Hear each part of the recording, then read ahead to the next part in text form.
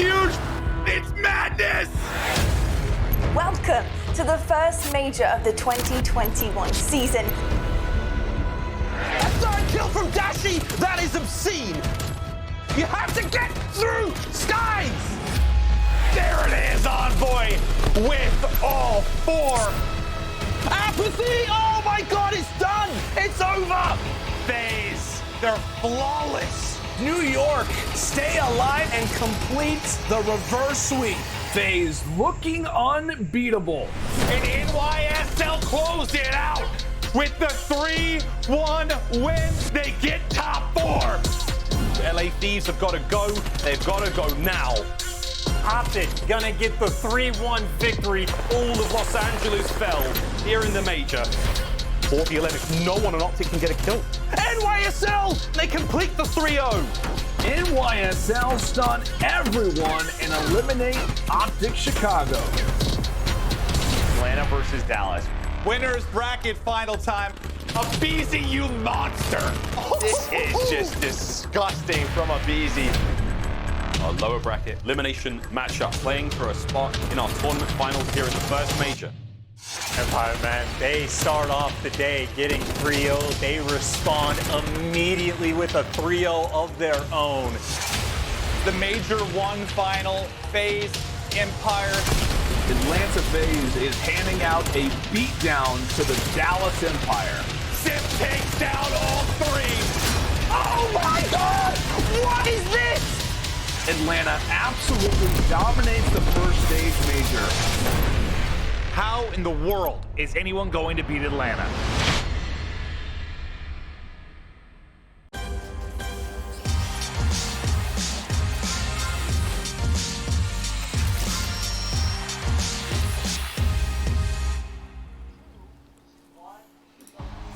It's time for Major 2 presented by Zenny Gaming, and our first match is moments away.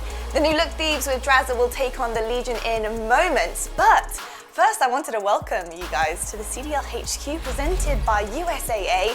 The Thieves came hobbling into this major, and now news drops that Kenny was so upset with how things were going he requested a trade. What do you make of what is going on with the Thieves right now, Nameless? We're jumping straight in, man. Yeah, obviously it seems like LA Thieves are in shambles. To me, this is a last-ditch effort. It's equivalent of a 90-yard Hail Mary in the fourth with 1 second left. I don't really know how they come into this series and really perform when they have had no practice. And honestly, I think that this was a very tough decision for them, but they realized that their core does not work whatsoever. So you look at this team, I mean, over the course of their last 2 games, they've gotten absolutely smoked. Last 3 games, really, they've only won 1 map with Venom, so they decide to make this change. And I honestly think that they're just looking forward to the future roster changes. They're bringing in Drazah and Venom to sort of gauge where these players are at and maybe make a trade for them in the future and change this entire roster. Because as it's standing right now, it has not been working. And I think going into this series, they're going to struggle a lot.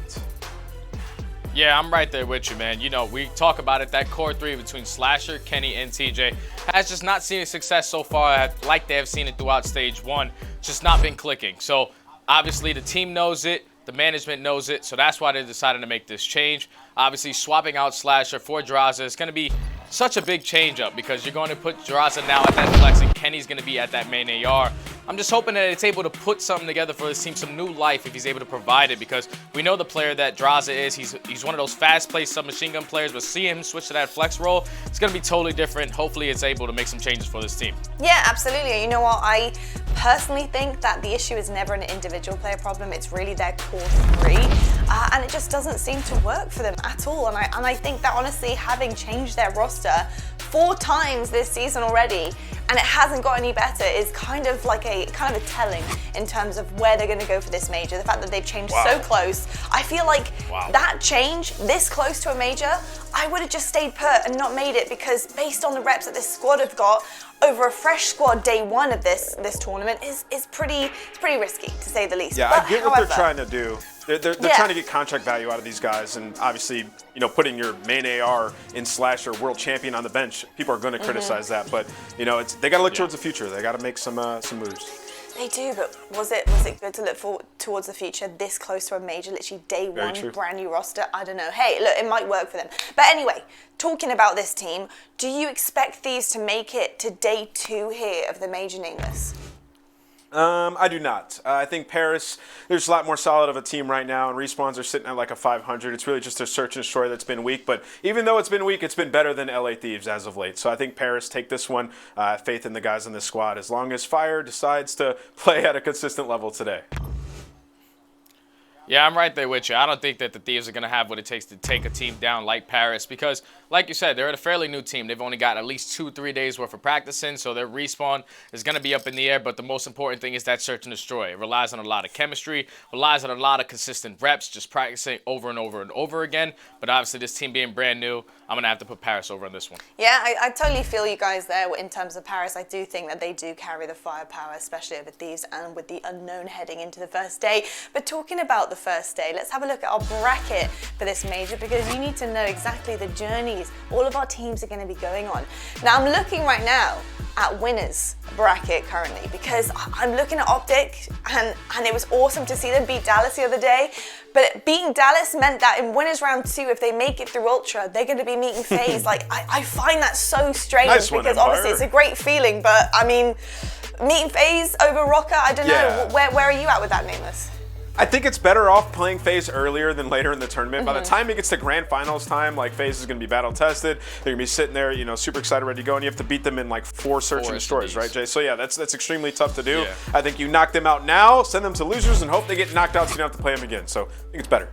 That is true. I do see your point there. You're an expert for a reason. Here is our US Army schedule for you for the major. As you can see, we're beginning things off with LA Thieves versus Legion. We've got Guerrillas later today versus Mutineers. And then tomorrow, get ready, folks. 4 games in a day. Our major is going to be litty. We've got Empire versus Subliners, OpTic taking on Ultra, Royal Ravens and Surge waiting for the winners as well. So lots and lots and lots to look forward to, and I cannot wait personally. But coming back now to Los Angeles and the Guerrillas, have they done enough at this moment in time to convince you to make a solid loser bracket run, Nameless? I mean, what more do they got to do? They won both their series at the LAG home series. They beat the best team in the game, and they beat the best team in the game in their best game mode in Search and Destroy. 6-0 and 6-2. I don't think it was by accident. When I went back and rewatched those games, they looked incredible, man. Like, it's cerebral Search and Destroy. They're finding the holes. Every single player on the team is doing exactly what they need to do. And then in terms of the respawn, it's still been a little bit, you know, wonky here and there, but they still were able to manage to take 1 of the respawns versus FaZe and 2 against LA Thieves. They just have to find consistency out of the individuals on this team throughout this tournament in respawn, because they're going to have to take 1 in each series to make a run. But to answer your question, I think they can do it. For me, I don't. I simply don't. I just feel like the inconsistencies that they have in the respawns is not going to be able to push them through a long losers bracket run. Obviously, we saw them last week take down Atlanta FaZe, take down the Thieves, and the way that they did it was with Silly. Silly had a 1.25 versus Atlanta FaZe, and you see the stats here. During the home series, a 1.5 in hardpoint alone. That's something that he's going to have to continuously being able to do for this team, because when he's playing well, he's opening up the lanes for his submachine gun players like aBeZy, like Vivid, to just run around, finesse their way, and we know that backbone for Search and Destroy. If they can get that in their pocket, it's all good, but the respawns, that's where it's going to land for me. You know what? I hear both of you here, and I think for me, I do think LAG are very underrated. I think they're phenomenal and they've definitely showed us what they're made of. But I do agree to some degree that the inconsistencies with this team may kind of keep them short of a really solid loser brackets run. I do think that they will go through the loser bracket pretty well, but I don't know how solid and how far they're going to go into that. But hey, look, I'll let them decide that one for us. We are going to be back, everybody. We have our first game of the major happening very shortly. We've got LA Thieves coming up against Legion. Miles and Chance are waiting in the wings for you guys. So we will be back right after this.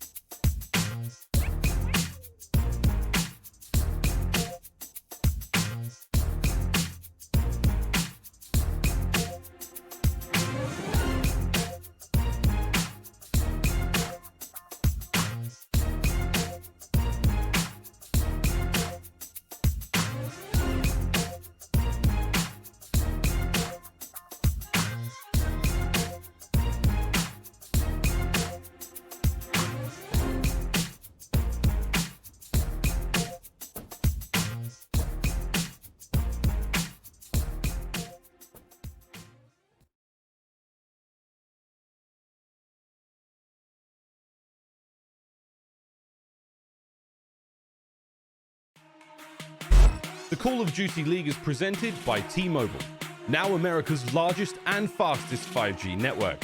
Set your sights on the competition with T-Mobile, the leader in 5G. Scump, the official controller of the Call of Duty League. The Call of Duty League is presented by USAA Insurance, auto, renters, and home insurance that's made to help the military community protect what they've worked hard for. It's Wednesday, Call of Duty fans, and it's the start of the major. We thank the desk for guiding us here, but now it's time for us to take the reins. And honestly, God knows where this one goes. Paris Legion versus Los Angeles Thieves, but here we go. Let's take a look at the money that these teams will be clawing their way towards. The 2021 playoffs, this is the way we structured the prizing. It's $2.5 million overall in first place here at the major. It's a whopping 1.2 up for grabs, so on and so forth per team. You'll love to see this again. Look at that 5th and 6th, 7th and 8th. Exciting to see where those guys go. But for the more astute viewers here, you know that there's not 8 teams in the league. Not everyone's walking away with cash here at the major. A quick look at the CDL points presented by Game Fuel, and as you can see, still Atlanta FaZe at tippity top of the Call of Duty mountain for now, but I would expect chance plenty to be changing here, especially with a spicy major ahead of us. We've seen FaZe take a loss in the build-up in the road to this major. Will they take another one? That's a conversation for another day. For today, my friend, we've got ourselves a treat. Paris Legion gone up against the LA Thieves. My name is Miles Ross. His name is Chance, and we hope you're excited for what will be a wonderful day of Call of Duty. How you doing, brother? I'm doing great, and I'm excited for today because it's pretty much the day of who the hell knows, right? Thieves make a roster change right before the major. That's like the inverse of old school Call of Duty, where everyone used to change their teams immediately after an event. So who the hell knows what's going to happen with this team? And then the second series we have Guerrillas versus Florida. Those two teams are wild, incredibly difficult to predict. So for Miles again, who the hell knows? I'm just looking forward to the actual matches. Who the hell knows? But let's all find out together. First team in this matchup, one of the fun ones, coming all the way from the West Coast, the best coast, ladies and gentlemen, the Los Angeles Thieves.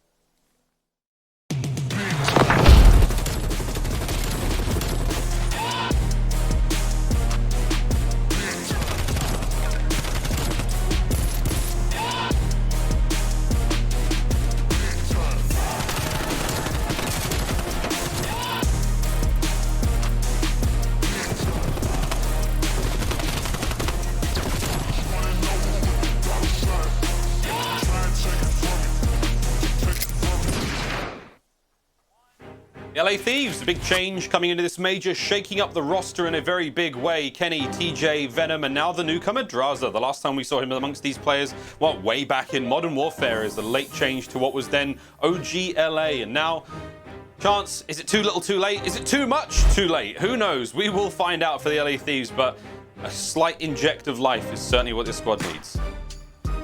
And maybe that's what they're going to get, right? Drazah, when he came on board of the team just last year for OGLA, they turned it into success, right? They went from a team towards the bottom of the league. They ended up placing like a top 6 at champs. And I will say, I don't think this roster move was made with like the immediate gratification of like, we're going to win this major straight away. I think it's a long-term plan, or obviously it is a long-term plan for the team. So if they get a win here, that is phenomenal for them to get the ball rolling. But I think the important thing for these guys is to figure out like how the team's going to mesh together, and they're just looking to build moving forward, right? You're not looking for that immediate success. You're building something long-term, and we saw the points cushion that they have. They're still in what, top 5 right now in the standings for CDL points, so they have a little bit of wiggle room to make a move like this. Well, let's see what happens. Plenty of questions will be answered. But now, time to meet their opponents coming from all the way across the pond, but their players mostly based in the US. It's now time to meet the Paris Legion. Wonderful start here for Paris Legion. Paris Legion just about pushed that player off the hard point. Just can they clutch up and go big? Classic just being aggressive in the plane. Fire's got to get on the bomb, and he will. He finds the kill. Unbelievable stuff. Awkward from the back end, able to pick up 3 along the way. Paris Legions. What a round! Paris Legion, Chance, couple of matches they've had recently have been fantastic, hit and miss all around, but there's one thing we know for absolute certain is that this team has essentially gone for the full rebrand and now no longer considered a bottom of the pack squad. Scraps, Classic, Aqua and Fire, 4 players who have been having a a good time, a much more fun time than I think they expected to have so far in the 2021 season. But with that being said, they do have a tough opponent in the form of the LA Thieves they cannot take lightly whatsoever. But again, here in the major, we're in the lower bracket. You lose, you go home. Chance, Paris Legion looking to avoid the loss. Game fuel keys to victory now. What do they got to do? Well, one thing, I think the opening breaks are the most important thing for these guys to find success. We got a checkmate for map 1 and a raid for map 4. And funnily enough, on the P1 hills, the first hill to open things up, they are towards the bottom of the league, if not outright in 12th place. But funnily enough, like on a map like Checkmate, they're the worst team in the game on P1, but then the best team in the game on P2. So I think if they make these adjustments, win the opening break, and even on a map like Checkmate, just contest the hill for a little bit more, or just do a better job of playing around your lives. If they make these small tweaks, they're gonna set themselves up for, well, a pretty good deal of success. And, well, smiles on their face, you can see they're having fun. Always nice to see. Yeah, you can't forget, friends, we're all playing games here. Speaking of games, let's have a look now for the LA Thieves. Game fuel keys to victory chance. And this one, obviously a lot tougher to call, right? This roster has only been together for a few days. They are coming in with a minimal amount of practice. But when you look at the roster they have, aggression is not going to be an issue. All 4 players across the board are capable of playing as fast as anyone else in the league. So I think you got to make use of that. And maybe the more important thing, have the freedom. Just try to play comfortable, and if there's something going on the map where if there's some sort of structure, if this is the way the Thieves like to play this situation before, throw that into the wind, man. Let Drazah and Venom still get as comfortable as possible. Let them have the freedom to just play their own game, because I think individual plays right now for the Thieves are really going to be their only path to success. And then, of course, when you look at the maps and modes we have through our series, we talked a bit about the checkmate, and we talked about a little bit about the raids for the hardpoint. But even for the search and destroys, the Thieves should have quite a bit of information to work with. These are maps we've seen Paris Legion on quite a bit. So as far as the vetoes goes, if you're looking at it from the Thieves' perspectives, it is not too shabby. Of course, though, with the new guys on the roster, who the hell knows, Miles? Who the hell knows? Who the hell knows indeed? Well, again, what can you expect for Paris? Expect the unexpected. LA Thieves going to be throwing caution to the wind and going absolutely balls to the wall here to try to steal a win and hopefully move forward here in the major. But again, what will be will be. We now get into map number 1. Very excited to finally kick the major off. Get this one started. We hope you're enjoying yourself wherever you are on this Wednesday afternoon in the United States, or God knows where all the viewers are coming from. Australia, it's probably already Friday. Who knows? But here we go, Chance. Let's get into this one. Paris Legion, LA Thieves. Let's go. And again, just trying to dial in on the opening breaks here, right? Paris Legion obviously going to be set up for P2. At least they had those side like early on, but they have struggled on this hill before. While the wall banging's coming through, TJ gets the Nets pick, and maybe there's an example as to why they struggle. Kills do not go their way, and well, playing control fully in the hand of the Thieves. Yeah, for now, Drazah will stay on him for a little bit. Again, his debut here in the 2021 season. Congrats. He's going to find a bit of a team fire on Aqua there. And the nades back and forth. There's been a lot of team fire in this opening break. It's a messy hard point. There's no doubt about it. You've been there in league play yourself, friends. You know how crazy it can get in that first point. But already, LA Thieves with the 19-second lead. Looking to push this one forward. Scraps trying to get involved. A little too late. But again, for Paris, saving grace right now. You may have lost the opening battle, but you do have that second hard point locked and loaded. And Chance, if the stats are anything to go by here, I think we'll be looking to see them make the big comeback here. Unless we see the Thieves on the break.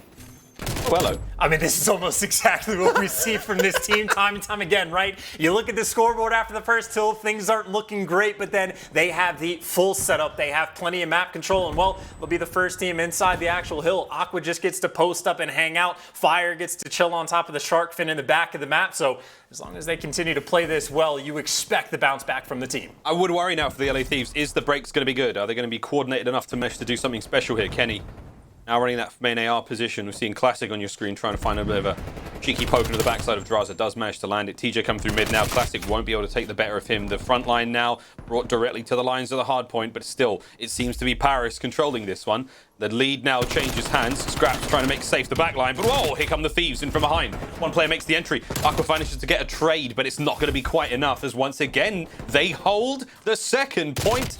Admirably, Chance. You called it, my friend. All good in the hood for Paris. And certainly not a full 16 Thieves eventually get the break, but the damage mitigation is certainly there. I think it really is a theme for the Paris team, man. If they just stop taking some of these gunfights inside the actual plane and just hang out and contest, they could put themselves in a little bit better of a spot. But obviously, no love lost, no big deal. They are hanging out inside the actual point and have taken over the lead. So Paris maybe trying to heat up just a little bit. But on the flip side, all of the ARs in hand of everyone from the Thieves, it seems like Drazah been running that secondary Krig, and of course Kenny right there with them on a 3 spree as well, potentially thinking about some streaks. Let's see if the streaks can come to fruition. Still back over towards the LA Thieves, still decent control here on the 3rd hard point. Looking towards the next as well, but here comes Classic in from behind. Shots now making himself known, straight into the gun of Kenny. Nice shots all in all. That's going to be 4 in a row chance. You called it.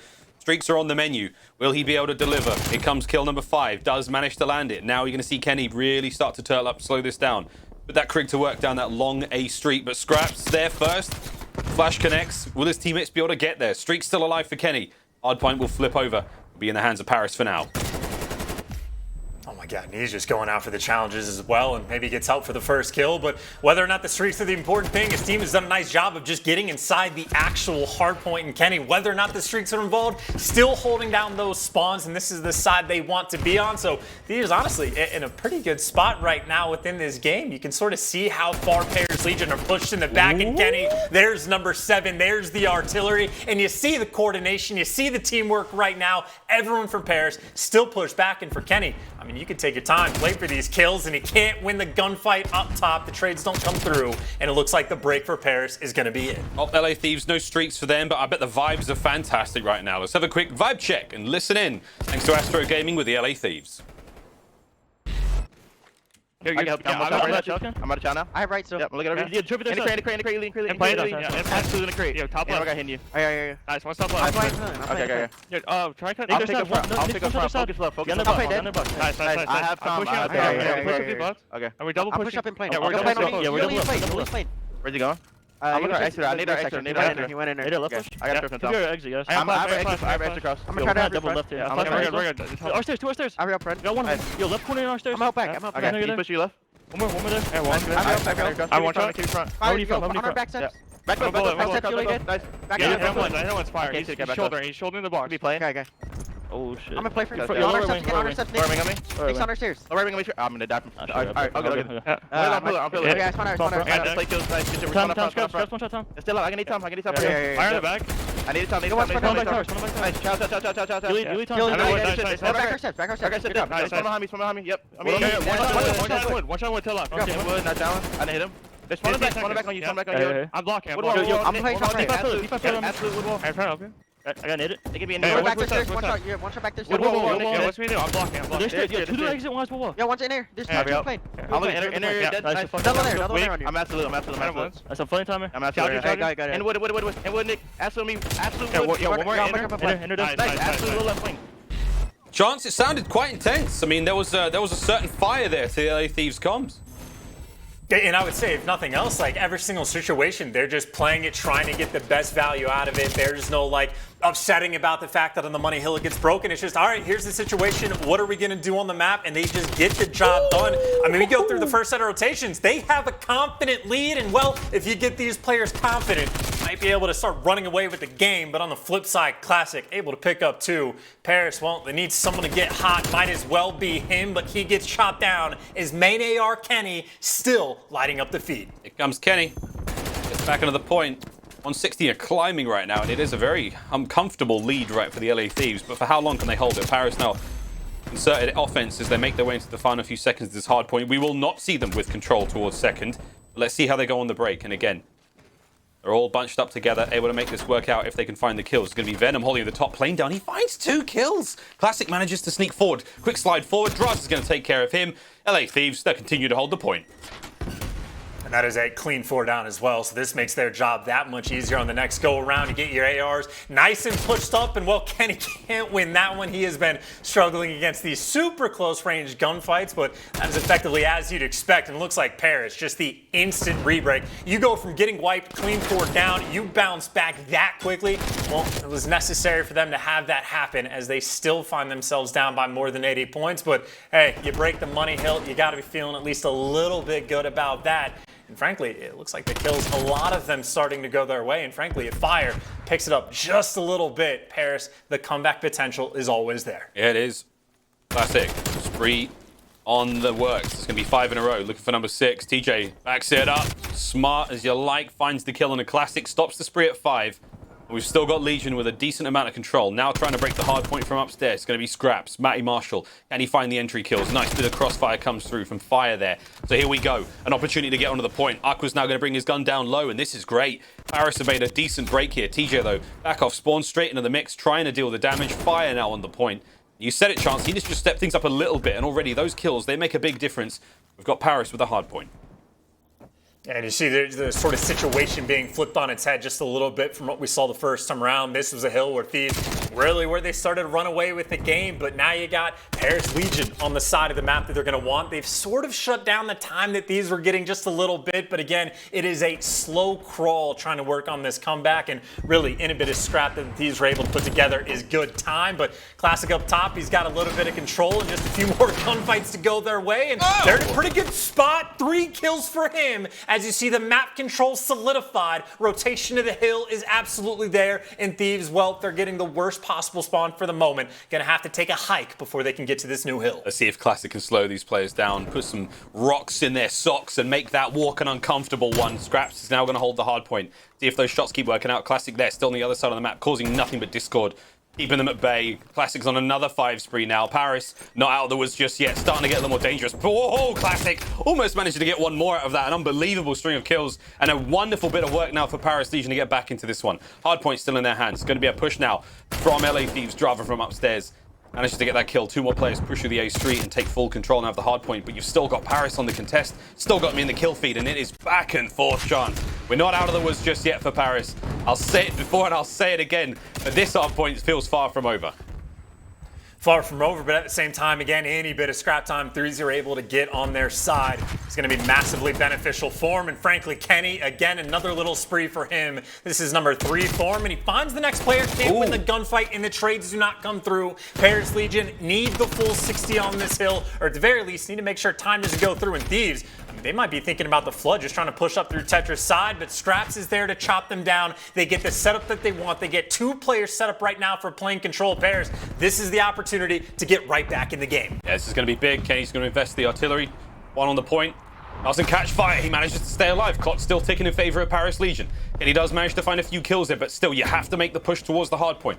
Spawners now for Paris Legion still close. The reinforcements bringing their way forward, but once again, it's Kenny leading from the front. Here comes the shots and the backup there from Venom from behind. Scraps with artillery of his own. He's going to now land a few, but is it going to get them off the point? Oh, it hits the roof, but it does manage to catch one. And he goes down. Still, an open hard point for the time being. A chance this is not over yet. Paris spawning close. Drazah now from behind. Trying to deal their damage. Finds one. Another player in his line of sight and a good bit of shots as well. Oh my word! He lands Classic as well. And it's going to be a couple of kills now. A decent amount of control. Paris off spawn. Do the Thieves have enough to get it done here now?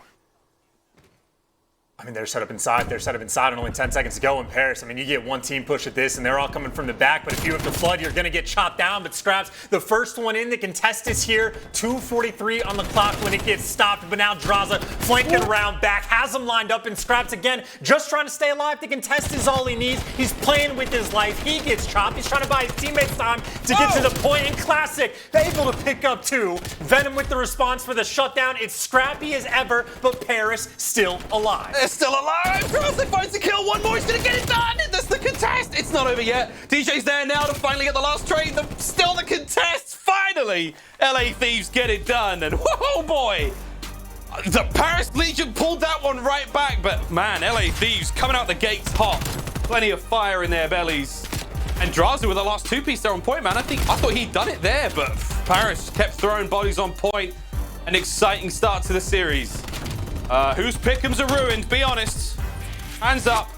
Be honest. Not me. Let's see how this series goes. I mean, I'll say I think I had it as a 3-1, but already that is an immediate shakeup, right? Like, if you're on the side of the LA Thieves, you're looking for any bit of confidence you can find. Obviously, on like an individual player basis, certainly, but like, I don't know. I'd have to imagine you just know going into the series, you have to pop off and go crazy to have a hope of winning a match on this short of a notice, but hey, they get the job done on checkmate just to set the tone. I mean, you had what? Not even just Kenny showing up as the main AR. There you go for Drazah, 1.64 in his first game, and he's rocking out with the Crimsix as well. I mean, hell, the man is flying out of front wood, hit firing with the Crimsix, confident to get those kills, and well, he absolutely got him, but there you see 6K damage from the new player on the squad, and Kenny not too far behind. Hell of a performance from the LA Thieves, again, just to set the tone. Sets the tone, first maps in the books, and very, very interesting start. Everyone's scratching their heads, all those superior card analysts in the chat and in Reddit now thinking, is this it? Honeymoon period. Can it last a few more maps? Can it last a few more days? Well, find out after this quick commercial break, friends. Search and destroy when we come back.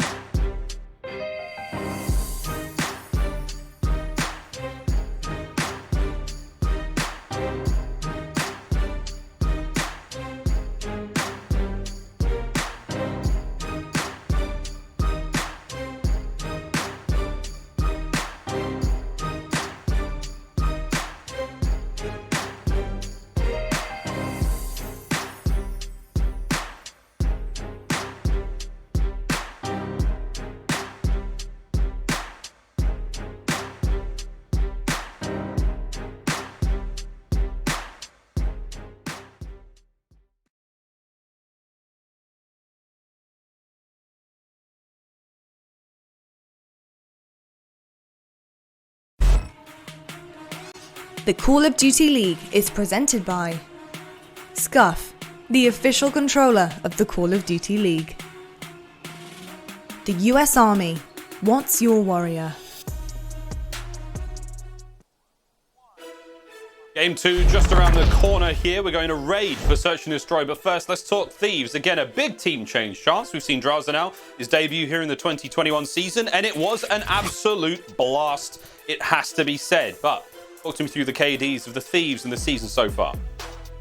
I mean, you could look at good KDs, bad KDs, this and that. I think really the stats that matter the most is just the win column, right? Like Slasher, it's not like he was underperforming. He certainly looked good as a player, but even if every single player on the team looked good, they weren't getting results. So obviously the change seems necessary. And even Venom, like he is the worst KDs on board, but hell, for the game number one, it's not like his KD was fantastic, but they got the win. So I don't know, they're looking for that like puzzle, right? If they can solve it and start getting those wins, that's when they're gonna be back on top of the world. And I would say right now, I mean, you got the 1-0 advantage, you had your main ARs absolutely frying, and you go into a raid S&D where, I mean, Paris have played the map a few times, but the record isn't great on the map. So picking bans, maybe you say they go their way, and if you're trying to game plan against a team that has made this many roster changes, I mean, you just simply can't, right? There might be a few tendencies you can pick up on from the side of Paris, but basically you're just stuck having to play your game, make the adjustments in the actual game. So a tough spot for them to be in, and I would say especially so if they was playing a 3v4, you know? Okay. That makes it so much more difficult. It makes it so much more difficult, but hey, there's there's nothing unusual about this one in the rulings. Obviously, we're gonna end this one and restart it, but in the meantime, let's see if Drazah, can he come out on top? No, he cannot. It's gonna be a quick game end. We're gonna get back into this one. We're gonna throw to a very quick commercial break, friends, where we get that player back into the lobby. Someone just forgot the basic rules of getting the lobby, and let's get this one going. We'll be right back, friends, when we do We're not punking you. It ain't a joke. It's going to be Search and Destroy on Raid. Don't go anywhere.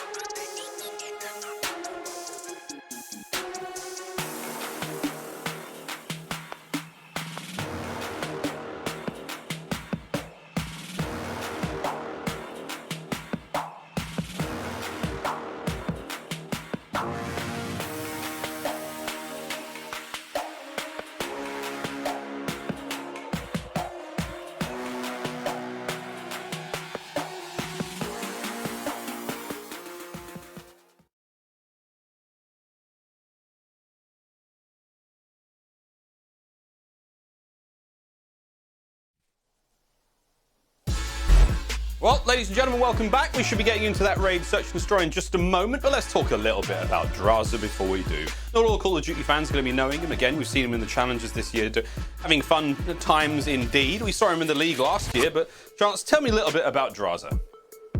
I mean, one, if he was in Challengers, that means he has dealt with the absolute passion pit this year, but he hasn't been around for such a long time. Like, it's basically the story in my mind from his point of view is he joined in the OGLA team last year and helped turn their game around. He was playing with Hollow. Like, they came in together and had a ton of success, and he moved from Alaska. So, like, that's the kind of internet he was used to dealing with back in the day. Now you get him over to, like, the more continental side of the United States.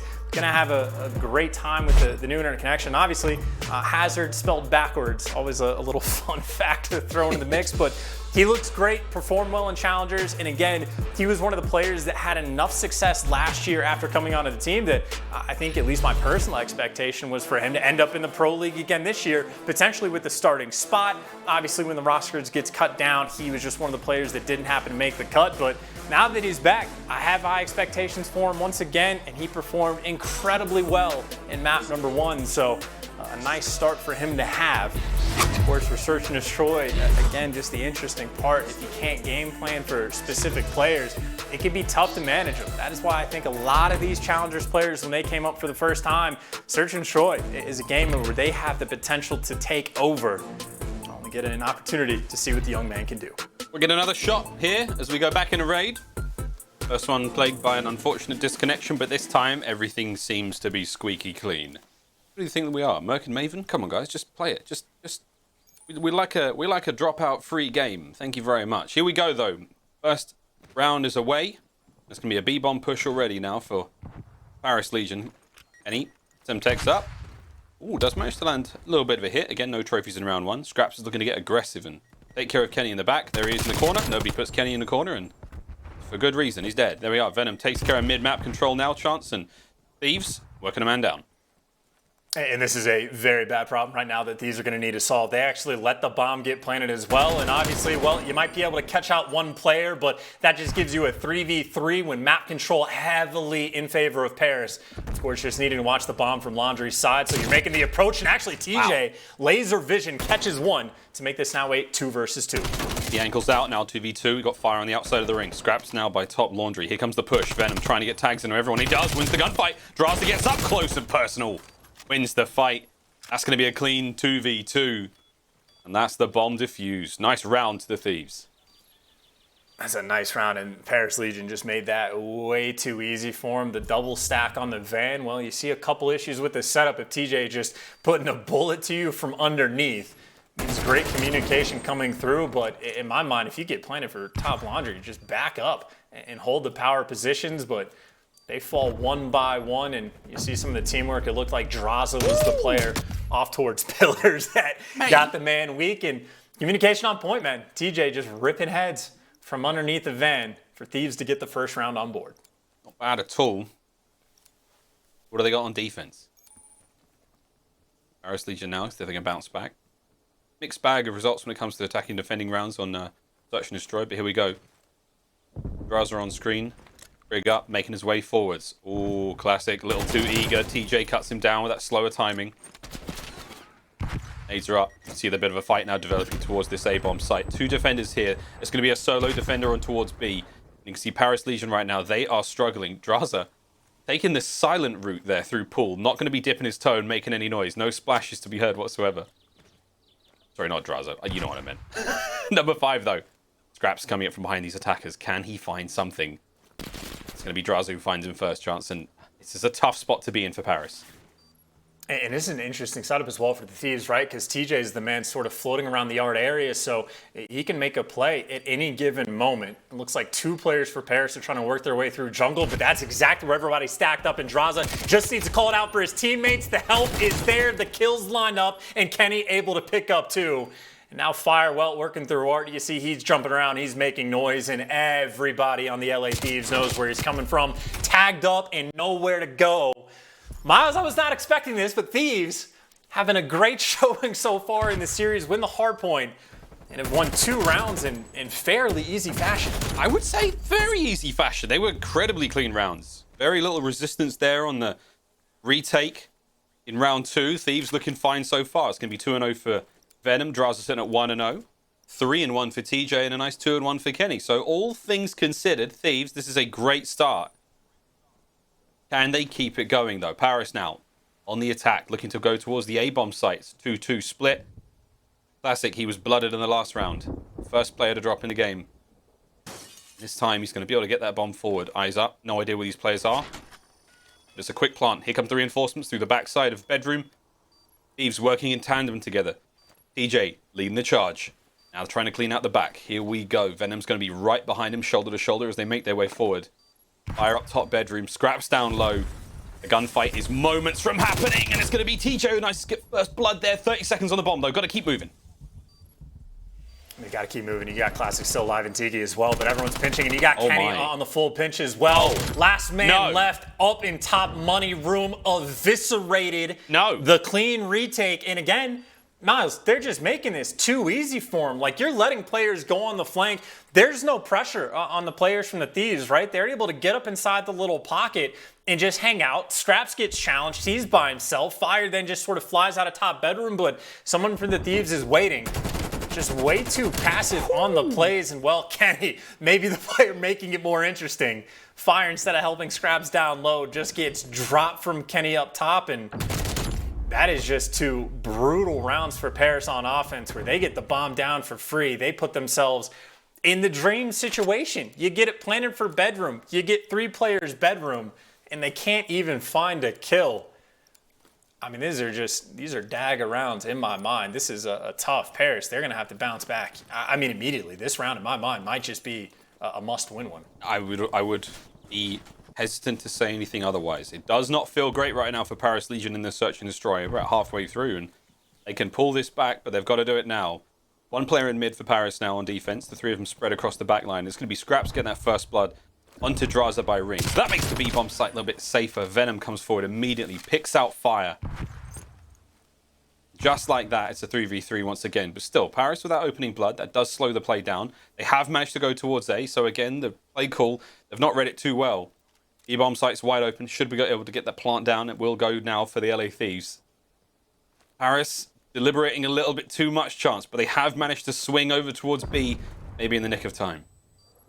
And you see the information TJ is able to get is just saying, hey guys, they're all going to have to come through laundry. I've got everything else for you. And well, with the nades making a little bit of noise, it makes that much more obvious. Kenny able to spot out one player looking for this information, scraps over towards Ring, but his teammate looking to hunt him down and at least gets traded out 2v2. 2v2 right now. Here comes the push through mid. It's going to be a big kill there from TJ now to slow this down. Final 20 seconds. Scraps on going for a bit of a flank. Oh, can't win the gunfight. It's a massive pistol kill. And it's 4-0. It's 4-0. The pick'ems are almost chalked. You've almost ruined my bracket, and we're not even halfway through map 2. Oh my God, Thieves. And these are just good plays as well. I mean, TJ, I think maybe only finds one pick that entire round, but like he was the player that wins it for the Thieves in my mind, right? Even though they got blooded, he is sitting over towards pool steps, and he just feeding that information to his teammates. I've got mid-map for you. I spotted at least one player in kitchen. Back laundry is the only option. And while Paris Legion a little bit too slow on the retake, and they got 2 players still looking for their first kill. Venom, 1, 2, buckle my shoe, put the shots into Paris. That's going to be a nice tag. Opening pick goes the way. Aqua's going to retrieve the bomb. They're going to have to maybe overshoot through the backside of Laundry, try to find kills. But man, Paris are getting just gut punched round after round. Kenny watching the flank. And look at Thieves, like they've just backed on up. Kenny, out from the tree he goes, finds the kill. Aqua gets cut down in middle, and no way. There's just nothing. The Thieves roaming as a pack absolutely decimate Paris once again. Map point, 5-0. This is ridiculous. This is a 3-4 shut the door kind of moment in my mind. Nothing fancy is happening on the map. I mean, just a couple nice play calls coming in from the Thieves. Kenny obviously watched Insight's gameplay, knows about the tree spot, but it's just very simple things that are being accomplished. And like Paris Legion, just not shooting back. You have 3 players combined for 1 in 15. I mean, it's just what? Pandemonium, confusion. They just look lost on the map for the moment. More aggressive setup mid-map this time. They're trying to make a play, but the trap is set. Venom was waiting for you with his teammate. You got streaks for the next man at Aqua. 1v4. Good luck. Have fun. GG. 6-0 for the Thieves. In the most dominant map that these guys have played all year long. And they're doing it with an amalgamation of a new roster. It's just Drazah's on the team now. Venom's only been here for a week and a half. And they get the 6-0 against a Paris team that has been incredibly solid all year until this moment. I mean, there's no other ways to say it. They just got absolutely smoked. Okay, let's have a show of hands. Whose pick'ems are slowly but surely falling to pieces? Whose bracket is starting to look a little shaky? It's getting worse and worse. It's getting better and better for the LA Thieves. Venom, that 2-piece towards the end, man. Like, no way he wins that fight. That was unbelievable. A huge turnaround right now for LA Thieves. Their second 6-0 win in the season thus far, and it is good vibes all around. But for Paris, this is it, man. Turn it around. You are 1 map away from bowing out of the major. Quick look at the stats, and it was mostly dire, but Kenny and Venom, big damage around. TJ just on the edge of that 1,000 damage, and Drazah, 2-1 overall. Didn't have to do too much, but influential plays nonetheless. Chance 6-0. It doesn't really get better than that. And I mean, damage obviously isn't everything, but Venom just had enough damage more than classic Aqua and not Scraps in Fire combined. So that is a ridiculous game. And I'd say for the Thieves, again, even 1 series win would be nice for these guys. They're on the way to getting that in a dominant fashion. And if confidence was ever the thing that these players lacked, well, they can't lack that anymore. I mean, they're probably laughing to themselves just talking about how easy that game was for them. So unexpected to say the least, but hey, for Thieves, they're just, I mean, on another level right now compared to where they have been. US Army tactical plays. It's actually going to be the very first round. I mean, this was a good one, man. This was what, Thieves on defense. Paris managed to get the bomb down, and it was a clinical retake. But I mean, we could have picked almost any round. Tactical plays are plenty. LA Thieves looking fantastic on raid chance. But walk me through the final moments of this one. Well, I think the final moments is just the setup I don't like, right? It's unfortunate that Classic just gets caught after playing the bomb, but even still, you're double stacked on the van, but there isn't entirely a need for it, right? You could just back up, play top laundry, and as long as you keep Scraps alive, you have the easiest line of sight to the bomb, but instead they just sort of let themselves get picked apart. And I mean, this is the first round, so we didn't know it at the time, but what we learned after is they weren't winning any gunfights, so playing any sort of aggressive setup was not going to be the play. And I'll tell you, that was the best possible way for Thieves to set the tone. You get blooded in your first round, get put in that bad of a spot and bounce back instantly. Gotta be feeling good. Insta bounce back indeed. A 6-0 there in the Search and Destroy, and now they are one map away from advancing here in the Major. Los Angeles Thieves, a big change. Flasher out, Drazah in, and the stonks are going up. Let's take a quick commercial break, and when we return, it's Checkmate Control, map 3.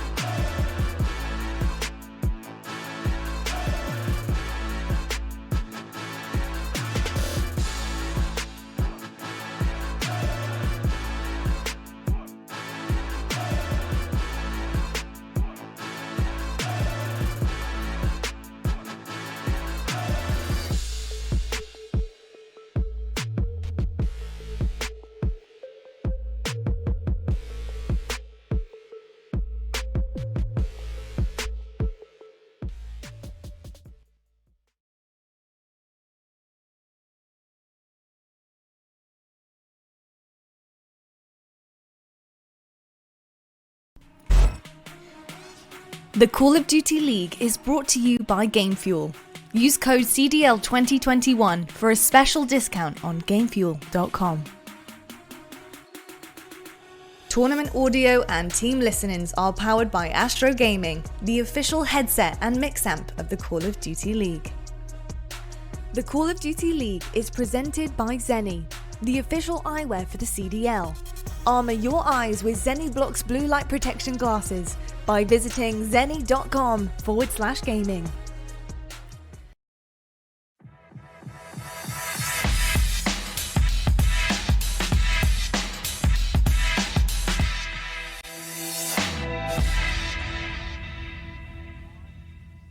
Ladies and gentlemen, welcome back. Map 3 just around the corner. Before we get there, we're talking fire. Chancey's had a mixed series so far. I mean, today's not going ideal, 14 and 35 overall, but you brought him up in the hard point rather, where he was like find a couple of those big kills. As soon as he finds those kills, the team's straight back in the map. And again, it's tough to make the run, but right now, for damn sure, fire is in the hot seat. But Tish.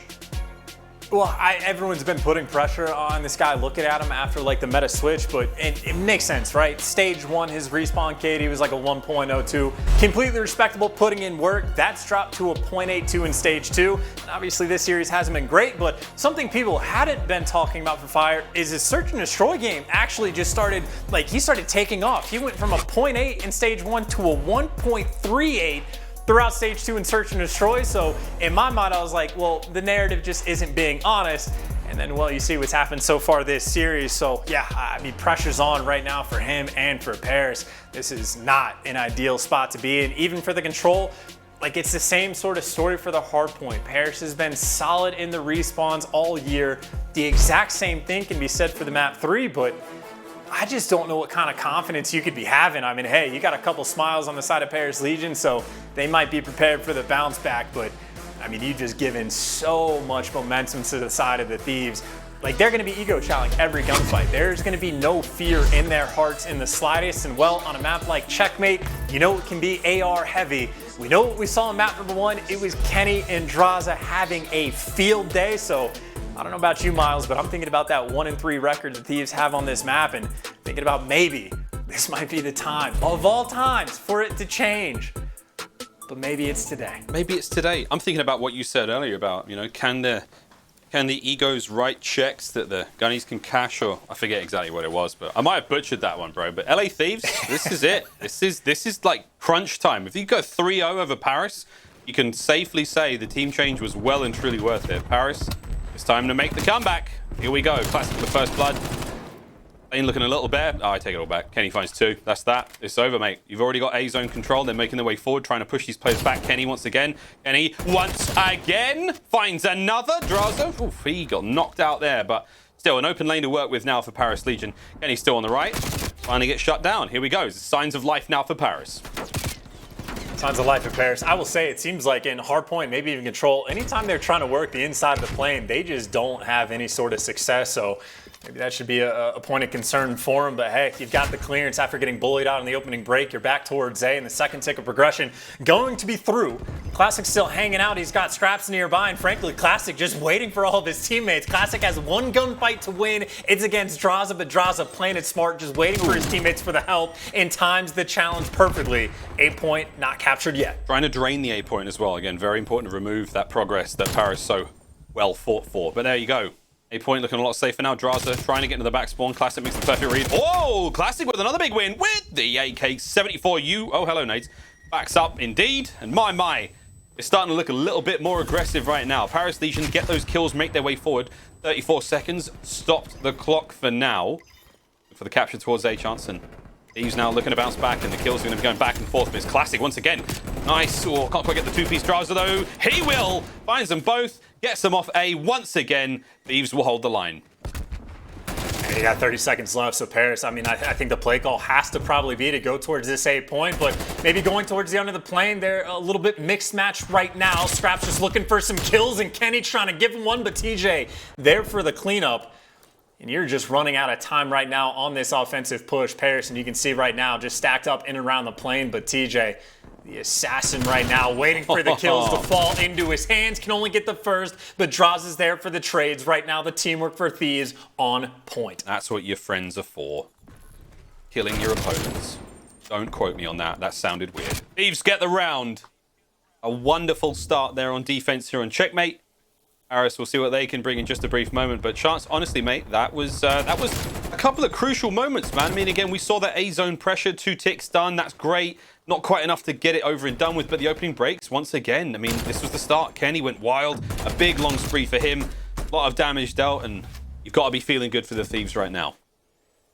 And obviously, if you're a Thieves fan, you have to be very happy with Paris Legion. Just even when it was obvious there was no way they're going to win the offense, still managed to throw away a couple more lives because Paris seemingly just has no thoughts about that round 5. So these will be happy for it. They have a 6 or 7 life advantage, I believe, for the moment. Talk about the opening breaks being key. It is back to this top plane fight. Paris has struggled in this situation before, and it looks like they might struggle once again unless Scraps has something to say about it. He at the very least evens up the odds, but leaves 2 players alive for either team towards the middle of the map. Well, let's hear how things go. Now, quick time for a Astro Gaming. You listen in with the Paris Legion. The one A. Let's try and get out of it. I'm coming left. I'm coming right. Wait for me. He was our exit. It was Drazah. Where's that? He's top right wing. Top right wing. Blame Venom. I'm full flanking. I'm full flanking. I'm holding right wing.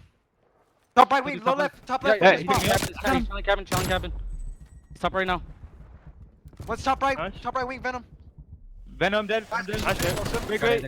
He's on gray. He's top gray crate. Okay. He's understairs. Yep. TJ back left. TJ P4. Ball lift.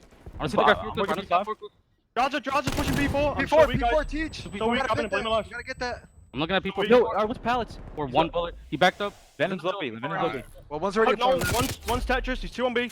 I'm gonna go guys. You guys are long, right? 2 on B. Yep. I'm gonna come up. Back to people. Teach. Gonna have to work. Going up quick, guys. That's going up quick. Yeah, we got there.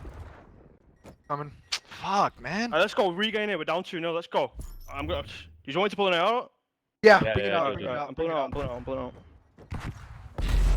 Scraps trying to lead the squad, trying to get the boys back in this one, but my word, the 4-man stack gets a point captured in what, 11 seconds? Thieves made a little group circle there. They were singing Kumbaya, and they were like, 1 more round is all we need. Today is going very, very well for the LA Thieves. But 1 more round's all they need, Chance.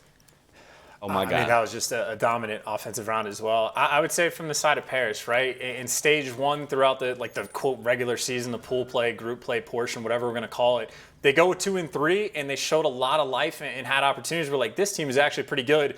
They go to the major, get beat 3-1 immediately, bopped out, see you later. Then you have stage 2, sort of the similar story for Paris. Like, they look solid, but then they're coming into the tournament. They're down 2-0 in the series, down 2 in the round count, and they just got eviscerated when they were on defense. So, I don't know. Scrap's talking about pulling the AR out. Maybe that is their idea, their concept of trying to just find some more kills, but obviously, they are commanders of the struggle bus for the moment. Admittedly, though, it looks like that 8 point going to be captured.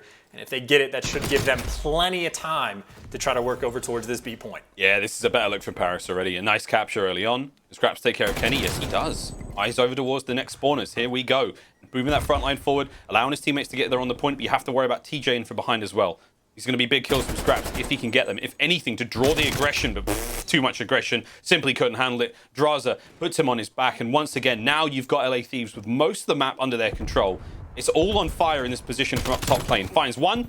A nice 2-piece from Fire. There's another one in plane if you can get it. A nice bit of work from Fire. He finally gets involved. That's a 5 spree, and that's an open point to grab. Now you have to stack up if you're Paris Legion and try to capture this point ASAP.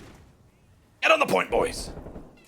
They're not on the point, though. This means Thieves, they just have extra time to sort of work around, and you just go underneath the plane. No. Pairs don't even have all the angles covered, so if you don't stack, you better be sure you're going to get the kills, but they're not getting the kills either. Not even a tick of progression through. That was almost a clean 4 down, or certainly a clean 3, and the 4th fell quickly after that, and they get nothing as a result. Of course, though, for Paris, well, they still have a nice life advantage, but Kenny's trying to slow that down, but it's just kills back and forth. But there's only so many opportunities you get on offense in Paris. Well, obviously, at least the first one they got did not make the best use of it. Well, they've still got just over a minute to work with. Drazah's hitting that back line once again. Timing was a little off the last time we saw him in the spot, and Classic managed to kill him in front of spawn, but patience pays off. Fire just about putting him down. Now, the final minute. Paris have to do this. They've got to land either 11 kills onto the LA Thieves or capture the entirety of the B zone. You see that Thieves holding down that top lane position. Private jet right now, and it's got their name written all over it. 40 seconds remaining. Thieves lining up for the push. Venom is so fast right now, all over the place, providing damage in every single gunfight he possibly can. And here we go, Chance. Final 30 seconds. These are the final 30 seconds, and I'm just thinking back to the previous round where you had 4 bodies for LA Thieves on the point, and it was a thing of beauty. Now it's the kill feed for the Thieves that's a thing of beauty. Venom's able to pick up 2. TJ looking for some of these spawn kills. He's set up ready to go, and that time is ticking down. TJ's in the P2 spot. Drazah's found his corner underneath the plane, and for Paris, they're spending all this time trying to hunt down TJ. Instead of going to the actual hill, there's nowhere for them to go. A devastating 3-0. Paris gets smoked. Tournament over, and for Thieves, maybe the honeymoon period is a very real thing. Absolute annihilation of Paris Legion there by the LA Thieves. They have made a wonderful choice. The squad is looking incredible, and right now for Legion, the faces tell you everything you need to know. They are shocked, they are surprised, they have been caught completely unaware. That is the end of their tournament run here in Major 2, and they didn't see that one coming. I didn't see that one coming to 3-0. My bracket is in trouble. I know the LA Thieves fans are fine, but that is not how we thought that series would go. Thieves get it done in 3. I mean, that's genuinely devastating. Like, that is a team for the Thieves, and again, maybe honeymoon period is just a big factor. Maybe they could just have a little bit more fun, but like, this is the team that's coming in that has made 3-4 roster changes throughout this year. With his current roster, only has a few days of practice at best. And again, I mean, the series just not even remotely close. Like, they just dominated the offense on the control round on checkmate of all maps. They got the 6-0 on the raid search and destroy. I mean, that was just genuinely clinical work, and it didn't even feel like the Thieves were having to do anything crazy to make it happen. It was just sort of simple stuff. Everybody sort of playing their game. The ARs, I mean, just having a nice little time as well. Drazah 17-9, 34 damage under his belt. And the exact same story from the checkmate. Kenny not too far behind. The new AR duo for the team, at least in the first series they have. Got to be feeling pretty good. Got to be feeling fantastic. A 3-0? Mate, I was just thinking back to that. Was at the round 2. We saw Thieves win the offense. They're all over that B point. In my mind, right, I called them like it was like a drum circle. But in my mind, they were doing a photo shoot. They're all there posing, capturing the B point. Anyway, we're going to have a quick look now at our Scump play of the game. It's going to be a little bit from all these rounds because it was so damn devastating. It was so dominant. And it was LA Thieves from start to finish. Chance, I mean, this is just a highlight reel. This is a little montage we've got going on here. There's no individual moments. It's just excellence across 3 rounds of control. In everything that the LA Thieves did, again, it just sort of seemed easy for them, right? Like all the opening breaks for the most part were going their way. Any situation like that is a thing of beauty when you get all 4 players stacked up on the point like that. Even just looking at like the scorecard in the top left, it just looks good. And for Paris, like you don't have time to take those routes, right? Like they're like wrapping back and trying to set up like the nice push, and it's just a hopeless situation. And then even when the Thieves were on defense, it's not just these final moments. There was 2 opportunities that Paris set themselves up for some sort of potential. They got absolutely nothing out of it. I mean, LA Thieves, they came to play. They came to play. Though the final moments there of the match, you can see the joy. But well, there we go, mates. Paris Legion, we bid them a fond farewell in the tournament. LA Thieves will advance. We come back after this quick break. It's going to be Lottie, Nameless, and Standy. Are they as mind-blown as we expect them to be? Find out after the break.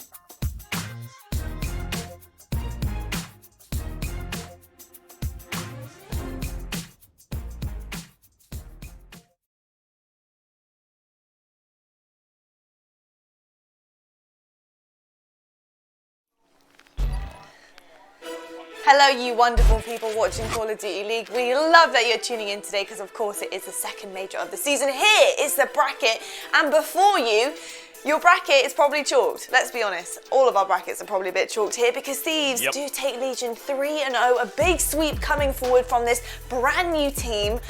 And I actually can't quite believe my eyes. They're going to go forward and face London Royal Ravens, and they continue their loser bracket run. But I do have a social soundboard right now from Astro, and it is my own tweet because I did say that my bracket is really taking a bashing. It really is. But honestly, I'm serious when I say this. I'm not that salty about it because this is hella entertaining. LA Thieves, totally unexpected dominance for this team. They bring in Drazah. We're expecting very little from them due to the lack of prep coming into this major, but they smoke Paris, not only in S&D, but the entire series. And they kind of showed us gameplay as if this roster had been this way from the start. Nameless, deep dive us into your brain. What are your thoughts on this, man? I mean, first I gotta say big shout out to LA Thieves for that match. I mean, they just straight thunderclap Paris. That was wild from start to finish. Drazah's like debut right there. It just reminded me when he came into the scene last year. He's just dominating.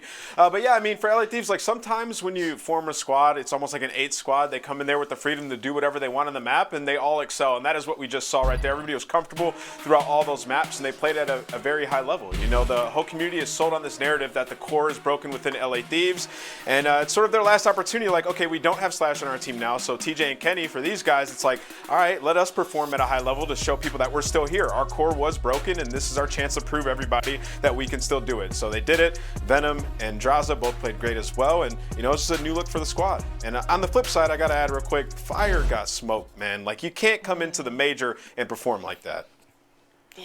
Nah, he definitely can. To go on with what Nameless said, it's just like, the Thieves look like a completely different team. In those respawns, they were rotating, they were picking up those kills on that checkmate. You had both of your AR players dropping 30, but let's focus on that search and destroy. That had to be record breaking. That was just such a fast search and destroy game. Winning 6-0 for the Thieves. We were talking about it in the pre-show. It was just like that teamwork wasn't going to be there. And every single time, it looked like it was there. They were setting up crossfires. The communication was there. Obviously, it looks like they did their homework on the Paris Legion. They completely blind countered every single round in this search and destroy, and they outslayed them on that map. 5 kills to 24. Imagine spawning in on the search and destroy map, and your team is getting a total of 5 kills, not winning a round, and dying 24 times. That's just something you weren't expecting, something I wasn't expecting out of the Thieves, but happy to see them get it done. If I can quickly add just one more thing, I just got to give a shout out to the coaching and management staff over at LA Thieves. A lot of people criticize them for their bold call on positionless play in Call of Duty and decided to make this move contrary to what a lot of people thought, and it ends up working out in their match #1. So you got to tip the hat there for making a bold play like that and seeing it work. Congratulations, guys. Defied all logic, defied all of our brackets, but it's okay. We still love you because we love what we're seeing. On the flip side, though, we do have another match to look forward to, LAG versus Mutineers, and I want to know what you guys think of the Guerrillas at this moment in time. So, Nameless, Guerrillas win this match if... Finish my sentence. Yeah, I mean, for those of you who didn't join us during the Open, I mean, I really like this Los Angeles Guerrillas squad. I think their search and destroy looks phenomenal. It's cerebral search. They're doing everything they need to do versus FaZe. I loved what they did, setting up traps, finding the gaps, and, you know, their early rounds, they're letting those dictate how they play the later rounds. It opens up the map for them, and I really like this team. It's just in the respawns, they're a bit inconsistent at times, especially individually, but over the last few games, Cilly and aBeZy have found consistency, and that's why they've been able to, you know, rally such great success. So as long as those two players individually can continue to play at a consistent level, I could see them making a run here and winning this game. And for me, for LAG, what they need to do is just expand their map pool. We know that their best control is going to be on Raid. Their best search and destroy is going to be on Miami. And their best hardpoint has to be either Apocalypse or it has to be Raid. So if you're going to be that team going up against them, you take away those maps, and hopefully you're going to be able to walk away with that series if LAG have not done their homework there, because those are their best maps. They need to expand their map pool if they're going to want to make a long run throughout this weekend. Thank you very much, gentlemen. We'd love to hear it from you guys. We won't keep you waiting any longer. Up next, we do have Drazah from LA Thieves standing by for our Game Fuel Victory Spotlight with me. We'll see you right after this.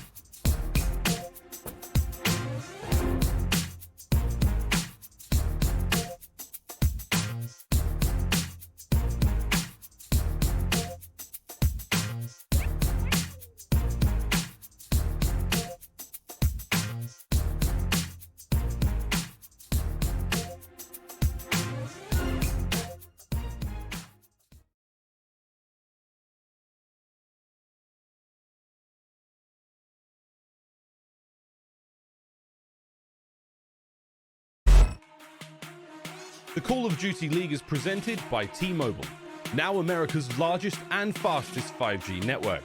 Set your sights on the competition with T-Mobile, the leader in 5G. The Call of Duty League is presented by Zenni, the official eyewear for the CDL. Armor your eyes with Zenni Blocks blue light protection glasses by visiting zenni.com/gaming.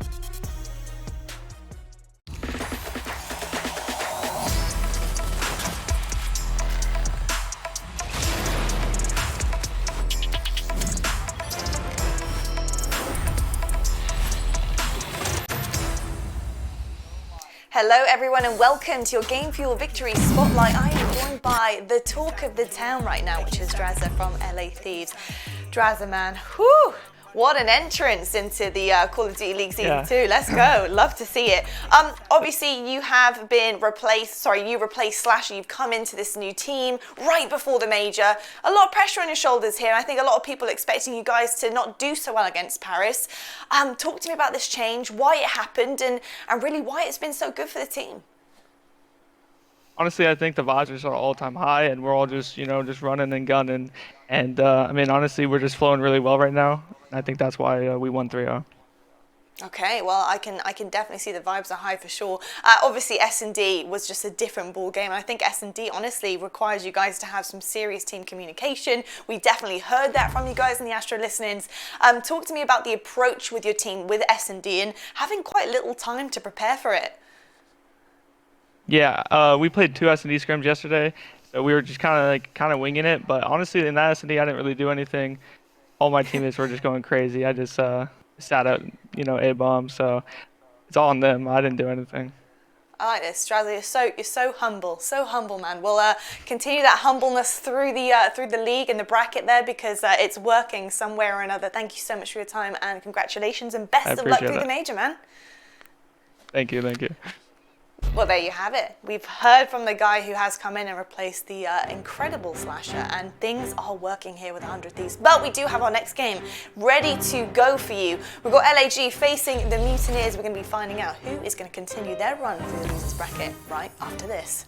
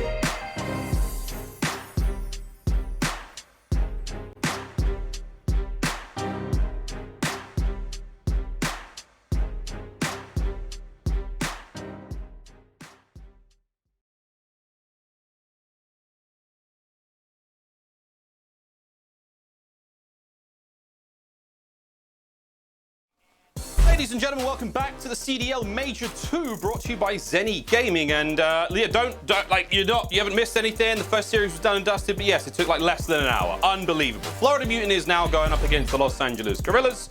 But once again, another elimination matchup. Hopefully, COD gods be praised, this one's a little spicier than the last. Last one was a spice rating of about 2. I'm hoping for at least a 3 or a 4, something to burn the taste buds right off my tongue. My name is Miles Ross. His name is Chance. How you doing, my brother?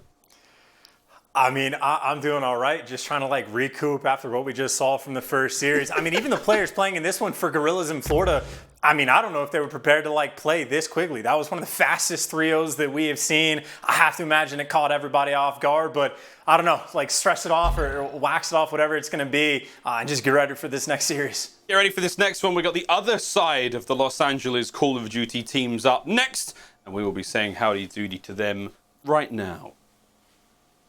The Guerrillas getting it done.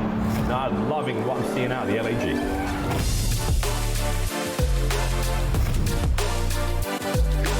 Silly finds the first. Lovely teamwork. My God. Dealt with the pressure inside the hill and the double nade from aBeZy. Salt lines him up, finds himself too. Vivid just has the one to win against Octane. And Vivid has got his number. Beautiful round. Fantastic execution from the LA Guerrillas. Oh yeah.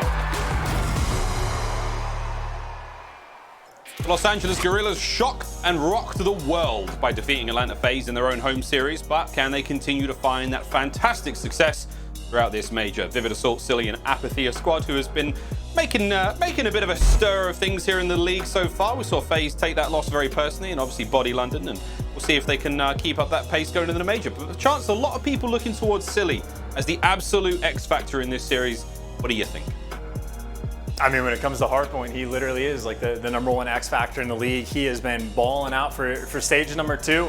And I think you've seen what with the QBZ at times, with the Crimsix, at others, he has been feasting on the opposition, at least for the final few series that they had. Like, this is an interesting team because, like, 2-3 record overall. They're starting the losers bracket. It's not the most ideal situation, but one of the wins they have is against FaZe. So if you want to be the best, you got to beat the best, and they beat the best. So this is a team we're looking at potentially to make a run through this tournament, but not an easy match for them to start off with. Not an easy match at all. A team that has recently made a change, of course, Legion now being a part of this roster. I'm only kidding, I'm joking. I have a tweet had me hook, line, and sinker. Ladies and gentlemen, Florida Mutineers.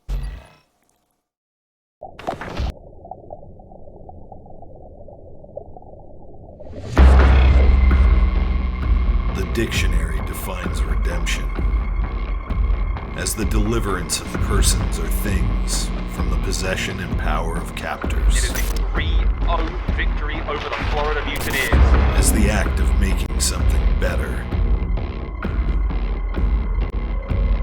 As the act of making up for a loss. It is over, and that is a shocker for the Mutineers. We define it as inevitable.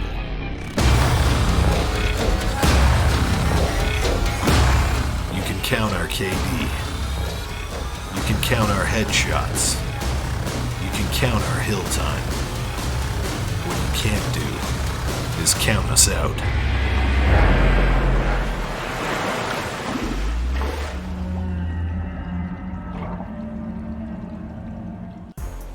Florida Mutineers, again, chance the squad to, again, we've had mixed results. Like, it's a little bit of everything. And I mean, we've seen the highest of highs with this team and the lowest of lows. Who's showing up today when it comes to Awakening Skies, Slack the Neptune? We've got a lot of fans, a lot of passion, a lot of performance potential. But mate, who shows up today?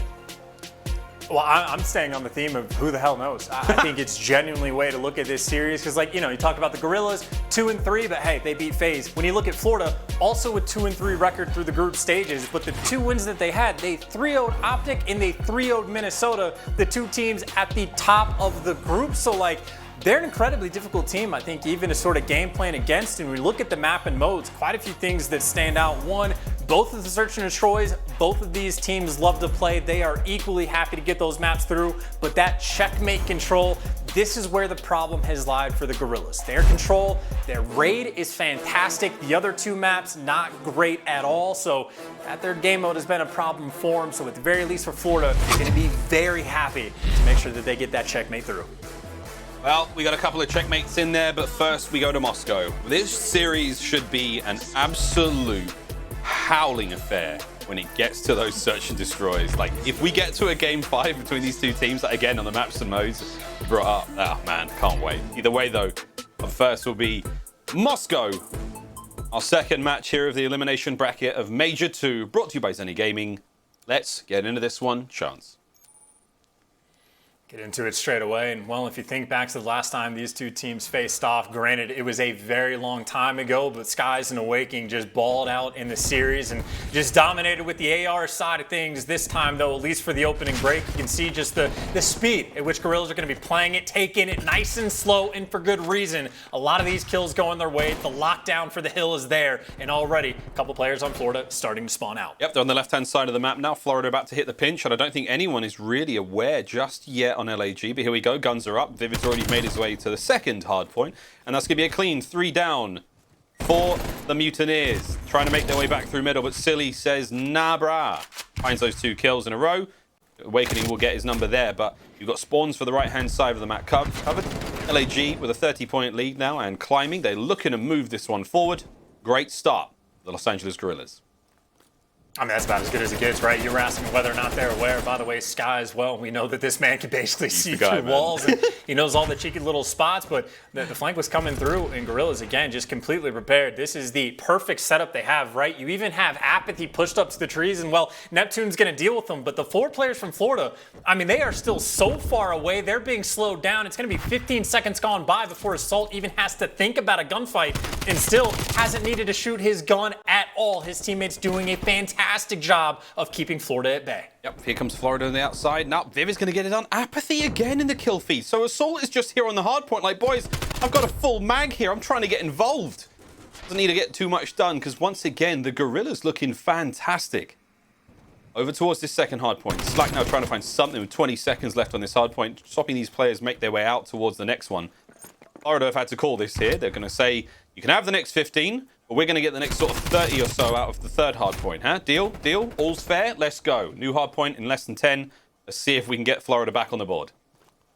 I mean, this is one of the slowest games of hardpoint we've seen all year. Just the pace. Guerrillas, they're not going to force the issue if they don't need to. And, well, they got 2 players trying to clear out street control, and Neptune doing a nice job of playing his life and actually able to stay alive. Awakening's got the help on the cross, and unfortunate for Neptune, the teamwork 2 on point right there from the Guerrillas. And I think maybe Vivid, up to him to potentially make a solo play working at the back of the map. He's happy that Awakening challenged him, but now he's grouped up with his teammates. 1 push to make this break, and Guerrillas already pushed around back. Oh, here they come from round back. Apes strong together. I know it's Guerrillas, not Gorillas, but hey, they're doing a great job right now. No monkeying around as aBeZy makes his way towards the front of the point. Still, Vivid finally gets the quick contest. The kills are there. Oh, wins a big one against Slack just before the trade from Skies. Good job. Onto the point sooner rather than later. Nice shots. That's going to be his 5th kill in a row. Skies, all 4 in the feed for him. And now you've got Florida back on point. Big Wake doing big Wake things over by the backside of the bank. Slack now making his way forward, chance. And this is a great hard point that Florida could arguably get a massive amount of time on. And again, it comes down to those assault rifle players to go big. I'm looking at Skies. I'm looking at Awakening. Yeah, I mean, we're just thinking about Skies' name in the kill feed, right? To see if he can work on those score streaks. He's going to need a few more, and, well, he's got whatever gun he needs at his disposal to make it happen. Assault certainly knows he's nearby now, and Skies, well, his teammates can't really bait for him. They're pushing through the pillar side. He looked for the opening, but he could not find it. The ARs right now locking it down on the actual point. And as I say that, well, Slacks is going to be able to pick up 2, give him a 3rd as well. Solo breaking the hill effectively by himself, making sure his team right back in the game, trying to get that hill control. So going huge. Well, with that, I think it's time we know. Oh, the kill feed's up again. Florida are mopping the floor with them. I want to hear how the Guerrillas handle this one. Let's go for a quick Astro Gaming listen in with the Los Angeles Guerrillas. Weak Caesar. Wake is 3-2. He's going yellow, in yellow, in yellow. Still on the street. Spawn over bus. I've raised gold. I spawn behind him again. Wake. Straight By yellow. the globe. Into, Black guys. yellow. That's Caesar right there. One's, they're both low plats out of hill. I'm hitting gold. I spawn P3. I'm going Huskies. I'm taking left street. You see him street? No, I don't see him street. In gold on me. I went out of hill. Huskies yet. Nice. Oh, wait, gold. Nice. Smoke That's one shot yellow. Oh, he went closet. They're Closet to plat. plat. And that's going to be plat. Hold this time. Yeah, down. I have the hallway. They're going to spawn P2. Two plat. Waiting, one shot street on me. Are you? I didn't cross plat. Jerry, dead. No plat. Nice. Awakening street on me. Look over me. I don't know where Wake is. I don't know where Wake is. Hit it one shot. Absolute. One shot. You're weak. With those two, they spawn street. I'm asking Sam. Yeah, one street close globe on me. I'm trying to help Go retreat. There's 2. I back to they're all over street. They're already going out. They're crossing. One's going to be street. I'm gonna spawn out. Hey, maybe one's hallway. Holding the I cross. hold your closet. He's front. I'm running deep down. I'm coming through front. Blind I'm spot. coming through P2. Go flat and top flat. All street. Guys, LAG sound in control. I mean, like, the pace is starting to quicken up, and Florida, they're getting ever so close to the scoreline, but I think they handle that very well.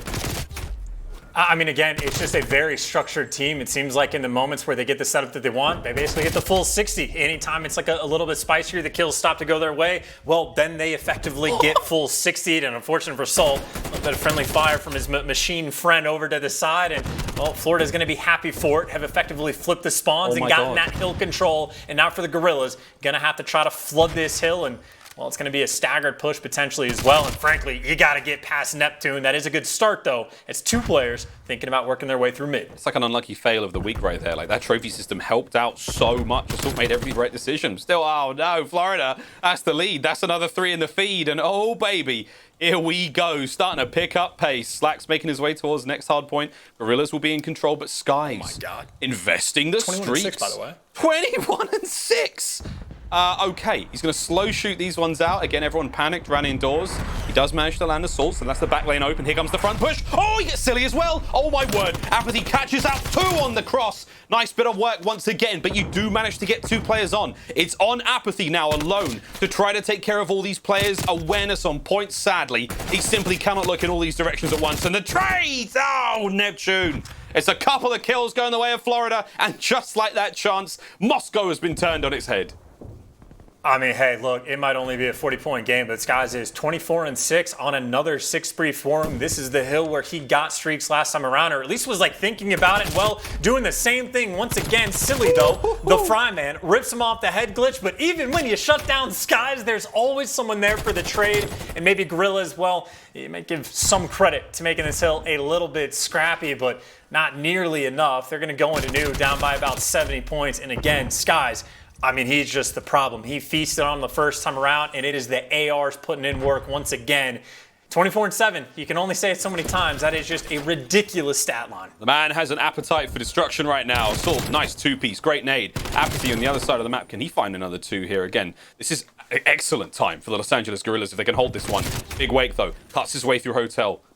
Assault now looking towards the back end as well, making sure that no one makes their way through. 45 seconds remaining on this one. Nice awareness from Assault. Finds another one. Pushing forward again. Oh, the turn. Not quite there as Neptune hands out the burn. aBeZy again looking towards next. And this has been a heavy contest. Not a massive amount of time, but Mutineers now on point. The crossover 200 now chance. This is it. Business end of the game. I was going to say, you're going to have to at least contest some of this time, right? Florida's already crossed the 200-point margin, but maybe aBeZy just playing it smarter than I would, right? Waits for his teammates to get the clean break as well. Assault there for the cleanup. So a little bit stable, at least so far on the street hill, but either way for Guerrillas, down by quite a bit. Admittedly for them, though, P1, they have absolutely thrived. But right now you see Florida, right? Player in green, player coming from back gold. The pinch is in. You got players all over the place. And right now for Awakening, a couple gunfights in front of him. He's going to fall, but at least can tell his teammates, hey, we've basically cleared it out. We were looking for one. Everyone else spawned over towards police. Let's make sure we lock down this P1 and put ourselves in a good spot for the rest of the game. Still holding this well. Viv is trying to make an entry through Escalator side of the map. Nah, Skies has got him once again. Skies, unbelievable performance. 27 and 10. We are looking to close it out here. Can Silly find something? Pushing these players out, making sure they don't hit the next hard point. Neptune in the corner, though. Look at that. Just sitting by the side of that little vending machine. Gets the kills. Skies can't quite find any more on point. Neptune's on a 5 spree. We could see streaks for him any moment now. Awakening's on a 3 spree. Oh, boy. 10 seconds for the win. This could be it for Florida. They can get it done here. If anyone can contest, it's a scrappy P1 finish. There's the contest. Get them off the point for the time being, but slacked! Finds 2, and that should be that. A final contest is not going to matter, and oh my word, Mutineers! What a first map that was. What a first map indeed, just to get on the board. And on the side of the Guerrillas, maybe the respawn woes continue because they genuinely had a very strong start, but then Skies just walking through the front to break these hills. Some gunfights he has no right to win, but frankly that game he won the majority of them. Again, just a ridiculous stat line he was able to throw up on board. And for Florida, I'd say it's incredibly important for them to make sure they win the respawns right, just to make sure that you put the Guerrillas down in the game mode where they don't have too much success, and maybe just a small little smirk across the faces of some of the Florida's players is, well, they get the job done, at least on Moscow. First win on Moscow hardpoint as well, Chance. There's a first for everything. And honestly, individual prowess across the board. We saw fantastic, great calls, nice patience all around from everyone. Obviously, Skies is an absolute nightmare. And a quick look at the stats, and holy dooly, look at that, 4,600. I actually thought it'd be higher, but hey man, that just goes to show teamwork on point there. LAG, much to be desired there on Moscow, but it's not a problem. We're going to bounce back here in the Search and Destroy in just a moment. And Chance, I want to believe that we have a much more exciting series on our hand already. bit of an upset IMO. I don't know about you, mate, but I didn't see that one going that way. We'll be right back, friends, after this quick commercial break. Search and Destroy, just around the corner. Don't go anywhere. Major 2, still rolling.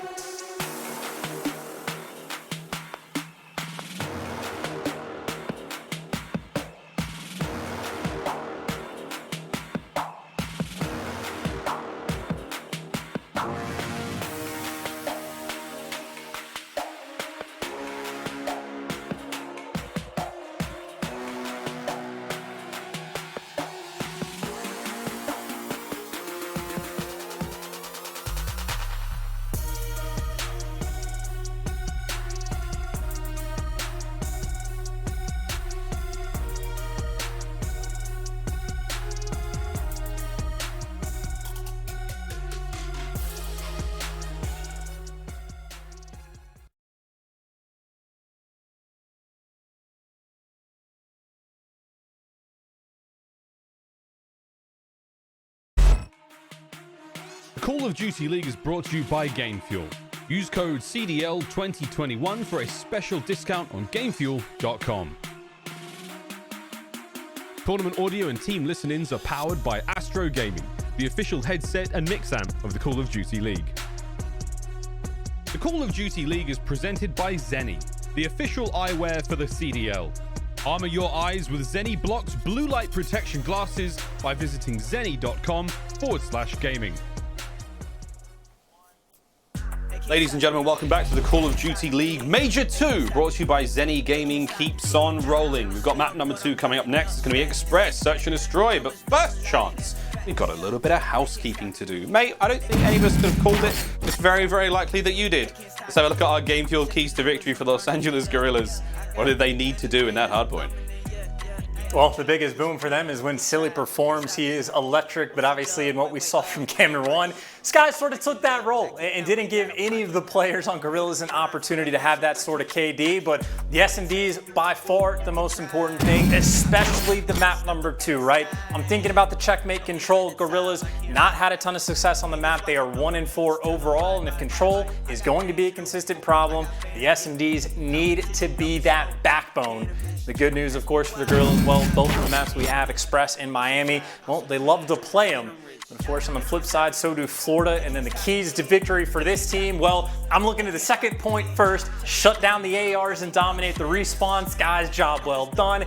Ace that test. You ban the raid control. Same theme about making sure you get checkmate through. But then specifically, if you're trying to deal with the search and destroys for the Guerrillas, and make sure you don't end up throwing those 2 5s.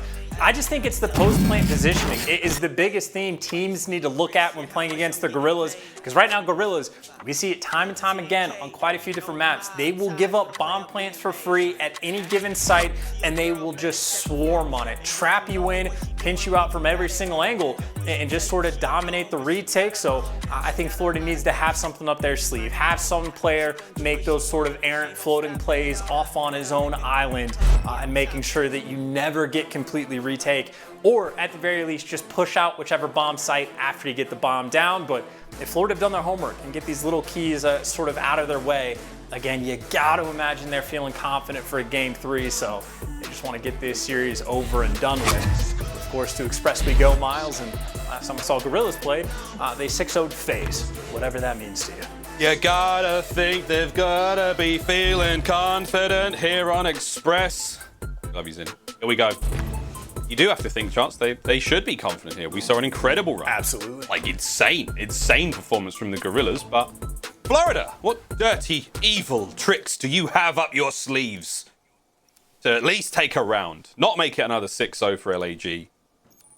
Or at least take the map. Because, I mean, after map number 1, pretty sweet. Can they continue the momentum? 2-man now through the hallway.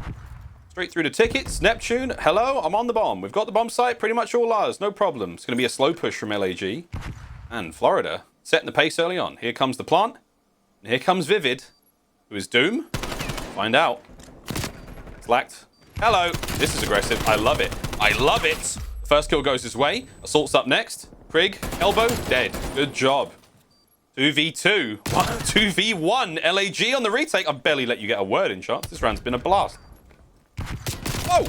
No words needed. Retake not complete, though. Neptune makes this a 1 versus 1. Still a little bit of time on the clock, but you see Assault. He's near the bomb, and Neptune, he's got to go back and check it.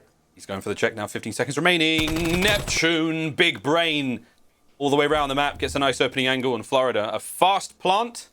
And Chance, what was one of your keys about don't get trapped in those post-plant situations? Neptune, man, he spread his wings and he ran it across map. He was flexing.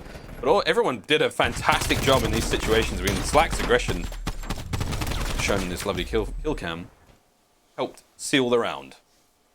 Yeah, I would say for the first round, it's a big reason why, right? You don't take your time after you get the bomb down, you still can make plays. So Slack is nice and aggressive. And even for Neptune, in the final kill, he's just able to get away, right? There's some lane that gets opened up. You find your way through it. That is the opening you need to make sure, again, that the retakes don't come through. So job well done, at least in the first round. And now Guerrillas taking a different route to go to the B bomb site, but they're here in ticket booth of Neptune. He is in between quite a few players. He does find one, Assault gets another. It's a nice two kill start, but wait, Skies! Oh boy, finds two. Skies finds the third. Not able to get any more out of this one, but what a shot that was. And now it's a 1v1. Assault is just like, where are my teammates? How did they all die like that? And where the hell is Slacked? We need to get a round on the board. Slacked's just managed to survive the timing there. Assault now looking for the bomb. Oh boy, Chance, this is tense. 1v1. Bomb is just outside of the B-bomb site. Or the B-bomb thing. And keep in mind, Miles, you pick up the bomb, you can hear it from basically across the map. As long as Slack stays in this hallway, he's going to know exactly when Assault picks it up. Is he too far? Maybe. Just managed to pick it up. Watch that number 7. Is he going to go? No, he didn't hear it. So he was just at the top of the stairs away from the audio cue. But he's feeling something now, and here it comes. He's feeling something special. Assault on prone. An easy kill for Slacked. And man, what a round. Once again, Florida looking fantastic. And 3 kills to Skies. Whew. Not bad at all. Florida get the round. And we'll get to see it again. He just had to have gotten some of the best timing possible to jump up top without getting spotted. And well, there's the way he jumped up. 2 players just completely caught off guard. And poor silly Sky's just making the read. That is, I mean, I wouldn't even say something you shouldn't ever let happen. Like, obviously you want to clear out the side, but that's genuinely just Sky's making a good play towards the end. So a tough pill right there for Guerrillas to swallow. 2 rounds in a row that have come down to a 1 versus 1. And so far not able to convert, but back to the B site, nice and aggressive we go. Oh, it's a nice headbutt. Assault's going to land the first blow. Neptune traded out fantastically. Vivid there with the 2-piece. Bomb is down for Florida. Awakening. How big can he go? 1v4. Minute 9 on the clock. He is, well, this is tough. Even for Big Wake, this is tough. Look at the way Guerrillas are maneuvering around him. Like, possible chance, but it is going to be hard. The greatest thing he's got to work with now is Kime and a fully loaded kit. Still has the Semtex, hello, and the Flash. And you see, by the way, as soon as he finds that 1 kill, number 4 aBeZy on the map just immediately goes back to his teammates. Now they got the setup, right? 2 players to watch either hallway, and then you got Assault on the spot to watch over towards ticket booth side. So it takes them 3 seconds, and they get the perfect setup. And now that Assault spotted him out, you see with the arrows turn, everybody just zeroed in on Awakening's position. Okay, Big Wake. Whoa, okay. That nade, oof, that was the one. Once he got tagged by the nade, it was like, tickets! Everyone looks, everyone jumps him. This was a nice start from Vivid. Top of Neptune removed from the bomb there, but Big Wake making him sweat for it a little bit. So, LAG, a nice recovery round now. See if they can keep it going on offense. Of course, back on the attack, they genuinely, or not generally, I should say, prefer the B site. Last time they ended up pushing through the hallways. This time we're just going for the stack. But for Florida, there's only 2 players here, so the pressure's on. Not easy to get these trades if you're down a few men. There they go. Vivid once again. These opening kills are wonderful. Can he get another? He does. Vivid. Delightful start. Guys trying to make the sides of the terminal a little bit safer again. Opens up a nice angle. Allows for team fire there towards that B-bomb site. Quick plant. aBeZy's going to be on it. Skies can't do a whole lot here. It's a 2v4, and it's a lot of site control right now for LAG. And they're stacked up to play for trades. So you shoot one of them, everyone else is going to be able to dive on that spot. Assault way back there on top of the arrivals board is going to be able to just provide information, maybe get those kills. The Skies. Oh, what a shot. 30 seconds chance. Skies in Big Wake. Oh no. Skies. Oh my god. Big Wake can get the trade maybe. And this could be a 1v1. He saw it. He saw it. Vivid dips out. Smart play. Uh-oh. But he's still Big Wake. There it is, the trade. My god. I am sweating. Another good round from the Guerrillas. Oh, dear God. I mean, dude, the kills that Skies is getting. This is the type of kill that if you're Assault, you watch the kill cam to figure out how you just died that fast. That is headshot multiplier in full effect. And then Rapidly, well, he fell to the same fate. That's at least 2 bullets, I think, that connected with the head. No joke, though. If he jumps in that last fight as well, he hits Vivid in the head, he's done too. And that's like a truly redonkulous 3-piece from Skies. All right. Breathe deep, friends. We told you the search were going to be good. Round 5. Over towards A we go, and everyone got the memo. It's going to be a foot race. Who can get there first? Awakening, though, he does manage to land the first kill. The players down low now are going to be starting thinking about where the approach will come from. aBeZy finds one. aBeZy can't get the second. Slack's going to land that one, and Assault now on the retreat. 2v3 situation. A pick would be ideal from Assault here, but no. Skies. Once again from the backline, it's a 3v1, and it is done. Mutineers win the fight at A, and they win round 5. In Florida, they just hit the full send. I mean, either bomb site they go, right? They had a round earlier where they try to go to B, get picked apart, but no fear in their hearts. They don't slow the pace down at all. They just pick a different bomb site and go that direction as well. I mean, part of the benefit, I'd say, from the Guerrillas is when your retakes are so clean, and again, best team in the game at it on pretty much any given map, you can afford to stack up on either and just like make those play calls. Try to just hit the counter strat, guess when they're going to A or guess when they're going to B, and trust yourselves to rat back if you guess wrong, but sometimes they just get bullied out. Now this bomb, by the way, working over towards A, Awakening, the lone player for Florida that's here, and he might fall into this trap. Ooh, he's holding that lane down low. He could catch wind of Assault. Hello, well, there's the first. The second. Oh my word! Big Wake! The shots are on point for the third player, but not quite enough time to get it done. He takes 2 with him, though. That's massive. Typical Big Wake. Typical. 3 members of the Mutineers now. Very well spread. Assault's going to quickly and quietly recover the bomb as quiet as he possibly can, but you know that player heard something. Silly. Making his way slowly across tracks, maybe thinking about the push towards that B site, but Assault, Neptune, he heard it. All Neptune has to do is kill this bomb planter, and this becomes that bit easier. He's opting to do this alone. The team is not backing him up. 30 seconds on the clock. 1 peek. An easy kill. 1 more to be had. Neptune could fly at him now. A 1v3 situation. Neptune gives him nothing to work with. By the way, one of the most impressive turnarounds from stage 1 to stage 2 is Neptune Search and Destroy. Not even a turnaround, but he just got that much better. A player that you can clearly see is put in the work, grinding out S&D tournaments, wagers, whatever it's going to be. And more importantly, you can tell just because he can hear everything that's on the map. Players in Search, at least the best in the world, crank their headsets up, and even if you're just sort of jogging around the map, you're going to get hurt. If you mantle anything, he can hear you, and well, he's basically tracking those players down low for Guerrillas the entire way, knows exactly when to go out and check bomb, and well, Neptune continues that Search and Destroy prowess at Sky as well. He's gotten first-blooded from this spot before, playing it a bit more passive, and of course, if anyone pushes, Slacked is also there for the trap. So they managed to make the cross. Nice nade. Trophy's managed to save him for now. Slacked, hello. Oh, nice kill. In and out he goes. Vivid still from up high. Able to get those trades. Makes it a 2v2. Awakening drops. Vivid now. Big tags in the Skies as well. They know where Skies is. And look at that bomb position. It's been dropped right outside of the B bomb. And on the hunt we go. LAG, they are going for these kills. Skies, he's taking the long way round, the scenic route here on Express. There's the first. Shots are in. Chance, tough spot to be in. And see, just trying to catch a player up top, but Vivid a little bit quicker on the read, knows that the jump up is a possibility. And obviously important round right there for Guerrillas to get the 4-2, always the swing around. And Vivid, big reason why.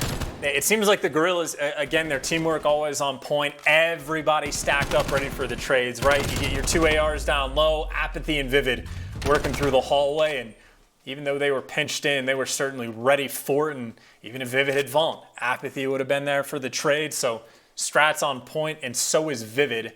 4 streak for him, 9-6 to his name. As we get to see what the Guerrillas can try to put together on offense. Looks like he is going to be the true island player, potentially able to think about a late flank, or maybe just cut through the hallways as everyone back towards B, assault with the first blood. Classic LAG here on Express, big opening kills. Silly finds his own as well, so that's going to be 2 down. Back over towards mid, the trades are on point. Big Wake, last player left alive, 1v2. Not an impossible situation, we've seen him do good work here, but Bomb's going to be going down. It's aBeZy over by the B site, and if he makes noise, it's over, but here we go. Eyes are up. Awakening now in the 1v2. Here comes LAG to set things up. Oh, big damage. You know Assault's going to be atop it. Assault's going to hold that top position still. Big shots. Awakening is hurting. aBeZy not going to push him, no chance. 30 seconds remaining. Will we see a repeat? Skies is the teacher. Awakening knows what the game plan is, but you see Assault. He's playing no games this time. He has learned his lesson.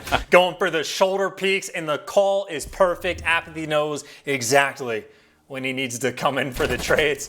One of the more entertaining adjustments, I'd say, to Assault learning. I cannot stand up. I have to move constantly, or else my head will eventually get taken off. But job well done, man. Some of these rounds, it's basically just like team deathmatch, right? It is just everybody's meeting up at a site and just going for the trades, and it seems like whoever's getting those first bloods has been coming out on top. So shouts to Assault, I believe, got the first blood this past round. He's got at least 2 to his name, and as far as hard reads go, Sky's trying to make a little bit of noise, and maybe that bait works, right? aBeZy actually cuts in the hallways and wraps over towards B. Meanwhile, that bomb at a dodge over towards the A site, and the quicker they get this down, the better. Again, they're having to play very, very, say, aware. They know that these players from LAG have hit these corners, but the fact that you've just seen aBeZy running up towards that does tell you enough. It tells you that they don't have that many defenders here. Do the Mutineers know that?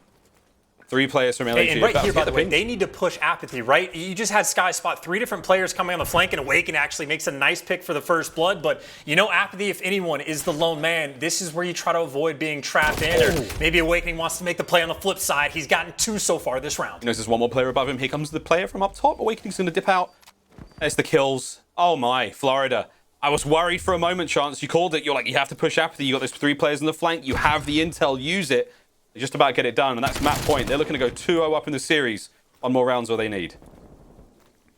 And Awakening making the big plays, right? Like in my head, I'm thinking, you know, push out aBeZy. He's the one by himself. You got tags in him earlier, but the most important thing is you got to make a play somewhere on the map. You don't want to just give up all the power positions to the Guerrillas, so you got to fight the aggression with aggression.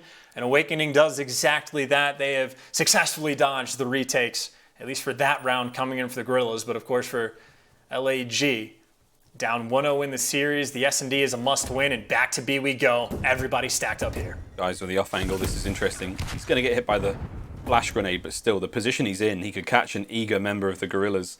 Neptune, no fear whatsoever. Fearless strikes as his teammates land the kills as well. Vivid, oh man, it's over. It's a 1v4. You may as well give it to Neptune. What a sublime round from the young man. 6-4.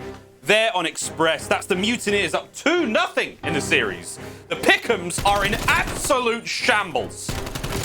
And this is, they're just a vicious team, man. It feels like when Neptune's getting kills, like, it's like it's not a disrespectful play style at all, but it just seems so like aggro, so snappy.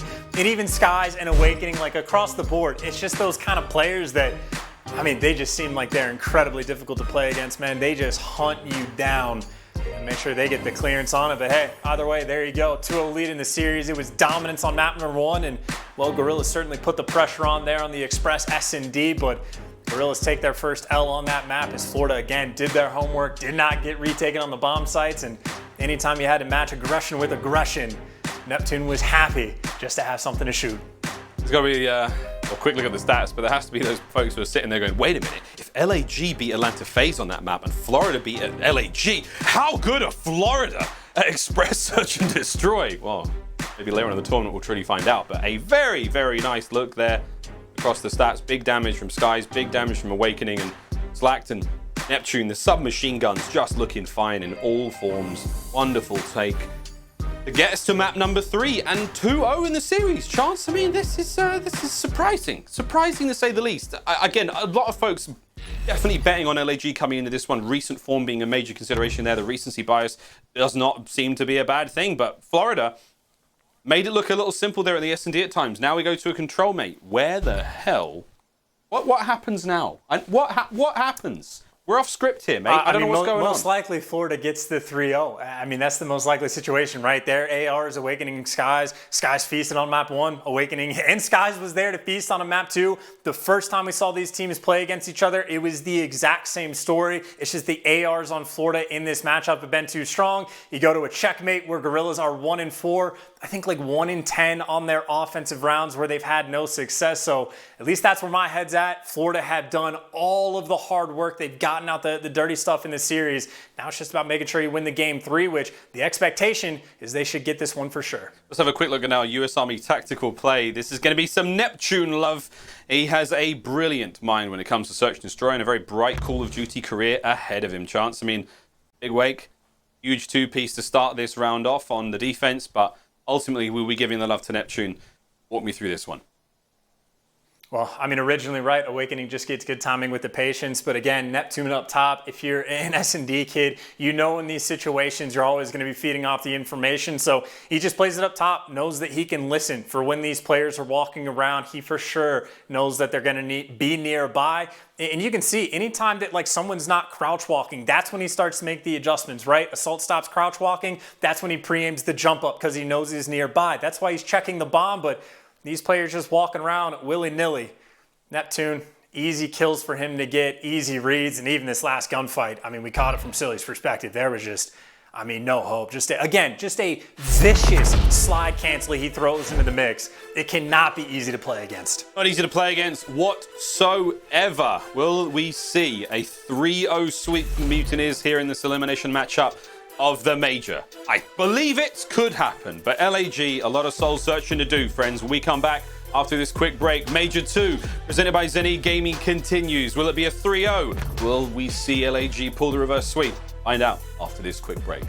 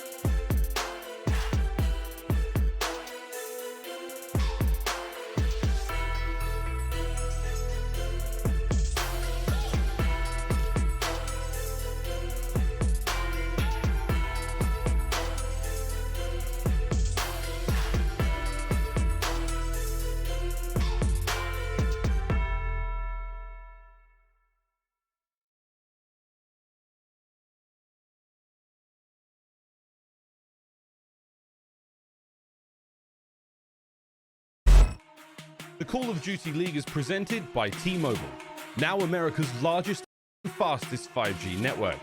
Set your sights on the competition with T-Mobile, the leader in 5G. Scuff, the official controller of the Call of Duty League. The Call of Duty League is presented by USAA Insurance. We offer insurance that's made for the military community to help them easily protect what they've worked hard for. Well, don't want to get ahead of ourselves. We both know what map we're on. We both know what map we're on. We both know what it means, but do not hit F5. Do not adjust your devices. It is 5-0 right now.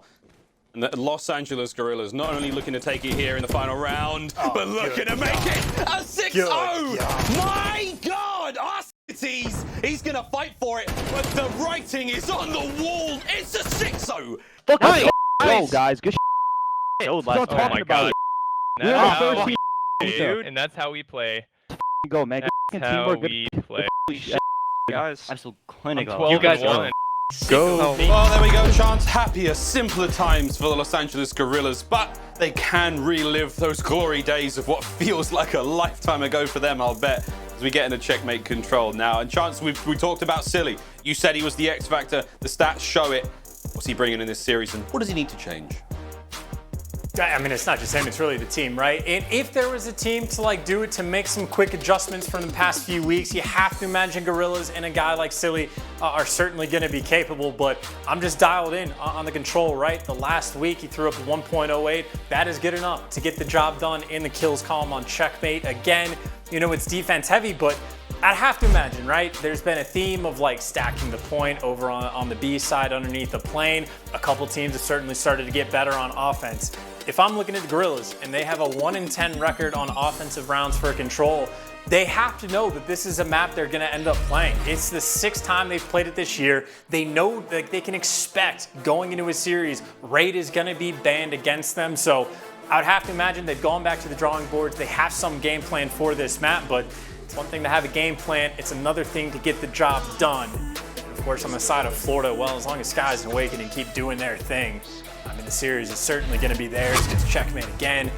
AR heavy. It can be their playground. Yeah, checkmate. Some people pronounce it. I've heard that pronounced that way. I've heard that too. I've heard that. Checkmate. Not always, it's not the most common pronunciation, but it happens. Now would be the final chapter in Los Angeles Guerrillas campaign here in Major 2, presented by Zony Gaming, but we will see. Destiny lies in their own hands. And they spell doom for Florida here on checkmate. Let's find out. There's a double stack down A Street on offense as well. Meanwhile, for Florida, they're going for a much wider spread across the map. It seems like Florida actually just sort of waiting, even on offense, for the kills to sort of come their way. And, well, Skies gets that technical first blood, and aBeZy at the very least pinned down, but you see the teammates there for the trades, and Guerrillas, again, if they're on defense, just got to keep this plane control, and aBeZy knows that, just trying to stay alive. All right, stay alive for now. Again, we prioritize the A zone on defense a lot here on checkmate. David finally cut down there as he tries to cross Neptune, plane control. Dude, Neptune is fearless. But Neptune's like, as a guy playing, hold up, I'll kill him. I know he's got a gun up on me, but I'm just going to slide out and give him what for. As he goes from strength to strength. Still trying to keep these players back. Lane control still basically his. He doesn't let anyone get forward. Loud, mantle, easy kills. Oh no, aBeZy, what were you looking at? That was a big, easy 2-piece for Neptune. Slack finds his own. Now Neptune, forward he goes. Trident in hand, looking for some victims here. But they managed to slip through. Download by the B zone.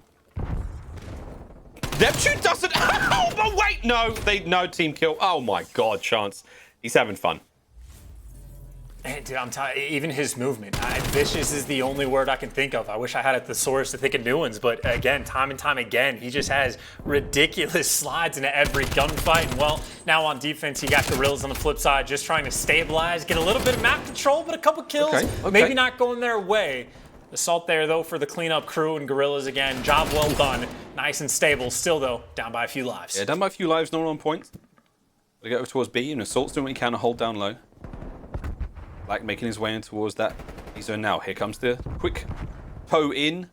Stop the clock. Tells Vivid everything he needs to know. And again, when the defender stands in that circle, it lights up. And the enemy team, they know you're in there. So, got to be mindful about positioning on this map especially. It can give you a position away. And Slacked, poof. 2-piece from top plane. Now you're looking at 50 seconds remaining.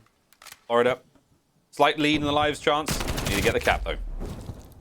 Yeah, and you see the way they're trying to play it, right? Even when they're getting a couple kills, they're just waiting for that light clean wave to go down before they actually make their move. But Sky's right now, his job is just to keep that clock not in motion, trying to stop it as best as he can, and his teammates doing a nice job, actually. They've locked down the A street underneath the plane. That's a 4 down. You got 2 bodies, make it 3 stacked up on point. This is going to go fast. It's stacked central. You've got to go, LAG. You've got to get on the point as fast as you can. Throw some nades. They've got trophies, mutineers.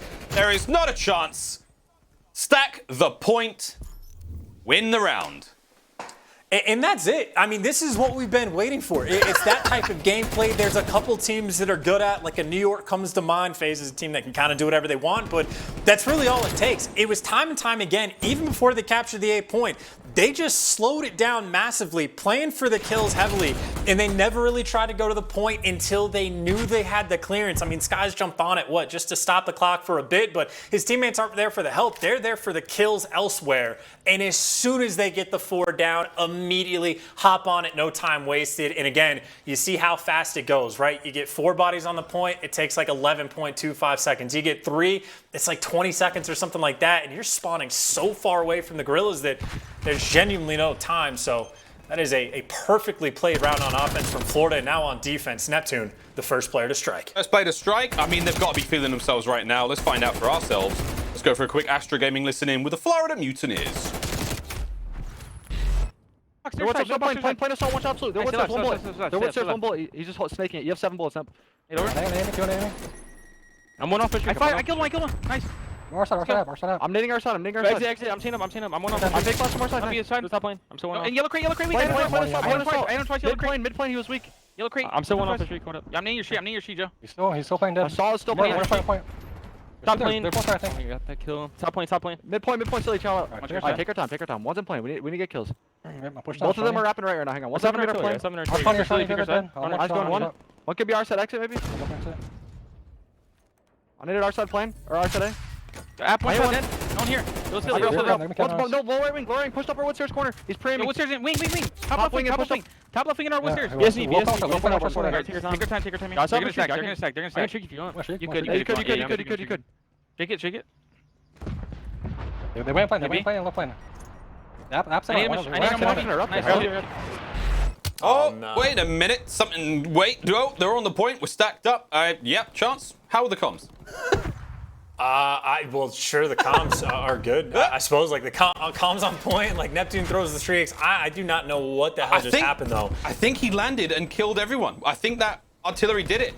That was the counter to the stack. I think. We're going to need a ref to explain that one to me, but either way, B zone's open, right? And we're going to have players back on point. The life count went down. I don't know. I suppose the artillery the hero, but hey, I mean, whether or not the artillery is there, that is another 3 down for the Guerrillas. They got 3 bodies in and around the point, and it is like the last player he gets dealt with, and well, the final tick, actually maybe not going through. Assault now finds him, the last one up, and the nades get the job done. By the hair there, chinny chin. Florida Mutineers staying alive on defense. Admittedly, though, Guerrillas still have quite a bit of time to work with. Yeah, the Guerrillas, big bad wolf, still making that push in towards the B. Big shots from Neptune, nice tags. Awakening go to the wing. Watch that 2-man push now. Great work from Florida. Massive work from Florida. Awakening, he's on a 3 spree now. We're into the final minute of this round. And Florida, all they have to do is hold the line. 11 kills. That's all they need now. They're going to set themselves that second round. Nice stick from Slack. That is so annoying, man. Incredibly frustrating. Oh, boy. Oh, my God. That's another 3, too. This has been one of the most unfortunate rounds I'd say the Guerrillas could possibly have. And, I mean, weird moments, too. I know Codcaster's a little bit different from what the players see, but whatever they saw, they did not like. And now Awakening, again, still on a tear. The nade's still a problem. I mean, this is, 3 nade kills we've had in the past 30 seconds, all coming from the side of Florida. And this is it. You get one more push, 15 seconds left. You got to stack up B, and you got to do it now. Here they go. It's going to be the final stack we may see. aBeZy is going to be 2 players on point. The contest comes through. Big wake. He lands on point. He does get traded out. Vivid now from behind. Vivid can't quite take care of Neptune as well. That should be it. There were 2 members of Florida there on the point for the defense. Assault may get a consolation kill, but it is going to be another Mutineers round and chance. Oh boy, is it going to be another 3-0 today? It could. Mutineers are unreal. Certainly shaped up this way, right? And Mutineers, again, even on this map, I mean, they're pulling off the offensive round wins, the defensive round wins, and I mean, maybe Guerrillas put themselves in a great spot for the response. So again, just a strange moment, but if Florida got the job done on round number 1, see if they can make some of that magic happen once again, because I think just the way they played it, even from the opening break, just 2 rounds and go, you see the idea, right? Taking their time, making sure that they get the clearance on all the kills before they really try to make a move to either point. We'll see if they do something similar here. Again, it's somewhat of a map spread that Florida are going to be showing. 2 players around NASA, 1 guy in the plane, and Slack just waiting for a kill to fall on his lap. Saw that opening round go the way of the Florida Mutineers on offense. Not an easy thing to do on checkmate, but you can get it done. Kills either side. Trades go down. Awakening playing this one a little slower, but it's Krieg ringing true from that backside of tube. Now a minute remaining on the clock. We've had to make the push forward, and it's very slow from Florida Mutineers, but slow isn't always a bad thing. Methodical. If they get 3 down, they are on that point, you bet. B is gone, but they can't quite find those decisive kills. Here comes a couple. That's going to be 2 dead. Neptune wins the fight upstairs. Awakening should be on the point now, and here we go. This could be the cap. Are they going to stack this one, or are they going to spread wide? Actually, they're going to get both points. This could be devastating. Which way will the Guerrillas go? I mean, they're just playing so hard for the kills right now. Is Florida Awakening able to find one? And of course, while these plane controls still in the hands of Slack, Florida just doing everything right for the moment. Playing this map like a fiddle. 2 ticks of progression already through on the side of A. They still have effectively as much plane control as they want, but Slack is going to fall, so plane gets opened up. It might be good enough for the A zone. aBeZy there, though, in the nick of time. And that's going to be a setback, right? You don't get that 3rd tick. Now you have to go back to the drawing board and work yourself over. And frankly, I mean, just deal with Awakening. 19 and 10. He has been a menace on the map. Yeah, Awakening has started to show up and do what we expect of him. And here we go, aBeZy. You're up next. Assault at range. Nice shots again with the Krieg there. Assault's still alive. Having to hold the push. Can't quite get it done. Here comes the main man. It's going to be Skies. And it's another stack. It's another stack. Take a 2nd point. His tick is done. We're almost finished. This could be it. You've got to go, Florida. They're going to get on the point. They nail it. The stack once again on checkmate. The death knell. Just like that. The rounds are over so fast. The secret to a good offensive round on checkmate, Florida has found. And it's a 3-0 in control, and it's a 3-0 in the series. And you're like, is this really a secret? Is it literally OpTic has the one moment where the entire community collectively goes, oh, just stack the point and makes it, like, was this not known before? Is this like confusing these guys? Like, I would hope it's not like just the generic stacking the point. I would hope it's just like finding the situations to create those moments. But I mean, whatever it is, Florida, again, a perfect control they had effectively there. Get the 3-0 on the map, get the 3-0 in the series. And of course, smiles the whole way around. There's no reason not to. They just, I mean, had one of the better series they've had the whole year long, and well, the AR is a big reason why. Awakening, an absolute menace. Whether or not he wants to be seen doesn't make a difference, because we can certainly see the gameplay and we can certainly see the stats, and both have been electric all series long. Top shelf work there from Awakening and the entirety of the Florida Mutineers squad. Let's be honest. Florida Mutineers, a decisive victory there in control. It's amazing to see the change Control has gone through since the start of the 2021 season. Again, everyone's like, oh, defense is really favored there. And we saw a little bit of love, you know, back and forth, more tight games. Now we're seeing far more blowouts with offensive round wins as well. So the learning process we've always had when it comes to Control. We saw the same thing in the Black Ops 4 season, but, well, there you go. Who knows what's next? Or Game 5, hopefully, or Round 5s rather, but unbelievable. We say a fond farewell to the Los Angeles Guerrillas here in Major 2, brought to you by Zenny Gaming. But Chance, it's just nothing but 3-0s, dude. 3-0s all day, man. This was like, what a fast day of COD. The first day of the major, gone, finished, done. Finito. I mean, ridiculously fast, and I think we've learned a lot of things, right? Like the Thieves came to play. You got to be very prepared to deal with Drazah and Kenny. And when I say prepared, I mean, I guess just mentally, because it's not like you can watch a ton of VOD on the players. And I'd say, if anything now, maybe FaZe can rest a bit easier, that Guerrillas have been dealt with, so maybe more comfortable towards the top. But a great day to get the ball rolling, right? Thieves, ton of momentum. Florida, the exact same thing. So we got to see how far they can go and maybe see one of the first losers bracket runs we've really had in the entirety of the CDL. Yeah, there's not been too many of them. Again, New York springs to mind from Major 1, but that one truly stings. That's a tough loss for LAG. Gone from the highest to the highest, beating the favorite of the entire league to get in first rounded like that. But hey, that's the way of the warrior, baby. Let's look at our Scuff player of the game from the first round of Control, actually. Chance, this was, again, an absolute showcase from the Mutineers on how to attack. And Mutineers, again, just constantly, right? You got number 8, Neptune. He's pushed out all the way A Street. He's just watching the cross. You got players up in the top lane. And Skies, again, is basically just the bait here for the team, right? Everyone's swarming around the hill to make sure they take him down. But he wins his one. All the trades come through. And as soon as the 4 down, every single body stacked up point. And again, if you're on defense, there is just genuinely not enough time to get out of your spawn to make your way back towards B. So perfectly done, perfect setup that they had and executed incredibly well. Florida maybe figured out the formula, man. They might have the system on checkmate.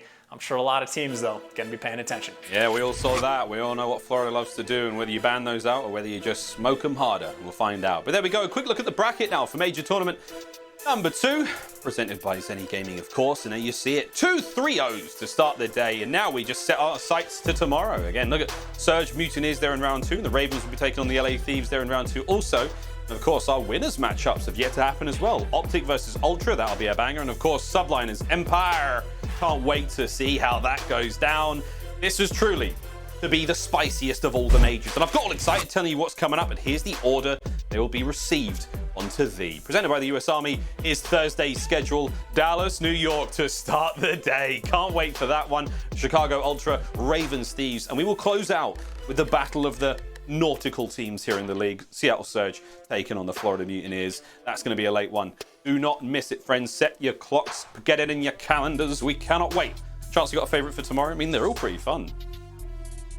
I mean, a favorite, like, take your pick. If you're trying to do the pick'ems, that is a good luck, have fun kind of situation, because across the board, every single match competitive. I'd say the only one that I'm even mildly confident on with saying I think OpTic is good against Toronto, but even then, it is not by a ton. Tomorrow is just a devastating lineup of Call of Duty. Yeah, we've still got a lot to play, and this is the Elite schedule again for the 2021 season. Season 1 and 2 are done and dusted. We've got April 17th, May 5th. That's going to be Season 3 again. Those of you following the challenges scene as well, plenty of COD still to be played. We have a little look at our winners across the European and North American side of things there in Elite, but plenty to still play for again throughout the remainder of the season. The Elite schedule just keeps on rolling. It's a good time to be a Call of Duty fan here on the internet, let's be honest. So I can't wait to get back to events, but until then, we will be delivering as much COD as humanly possible into your devices. Well, there we go, Chance. 3-0, 3-0. The day, it's finished. It was like that. It truly was as fast as that. We were, down not even an hour, and the first series was done. Mate, thank you for being here with me. Thank you for watching. We hope you enjoyed it. Any favorite parts of today, Chance? I mean, I think it would have to be like the Thieves series, right? Just the entire thing, the fact that Drazah came in and just had an incredible series the whole way through. Even if the search and destroy, he was able to just kick his feet up. But, I mean, Kenny looked great across the board. Thieves, it's the best they've looked in a while. And just the fact that, again, on like 2 days of practice, they're able to get the 3-0 in that fashion, that is a monkey wrench in the pick'ems. And, well, I mean, let's just see how far they can go. Hey, can't believe it. Can't believe it, truly. Well, the game's maybe over, but we still have plenty of fun Call of Duty shenanigans coming your way. We're going to throw to a quick break now. When we come back, more COD fun, friends. Don't go anywhere. We'll see you after this break.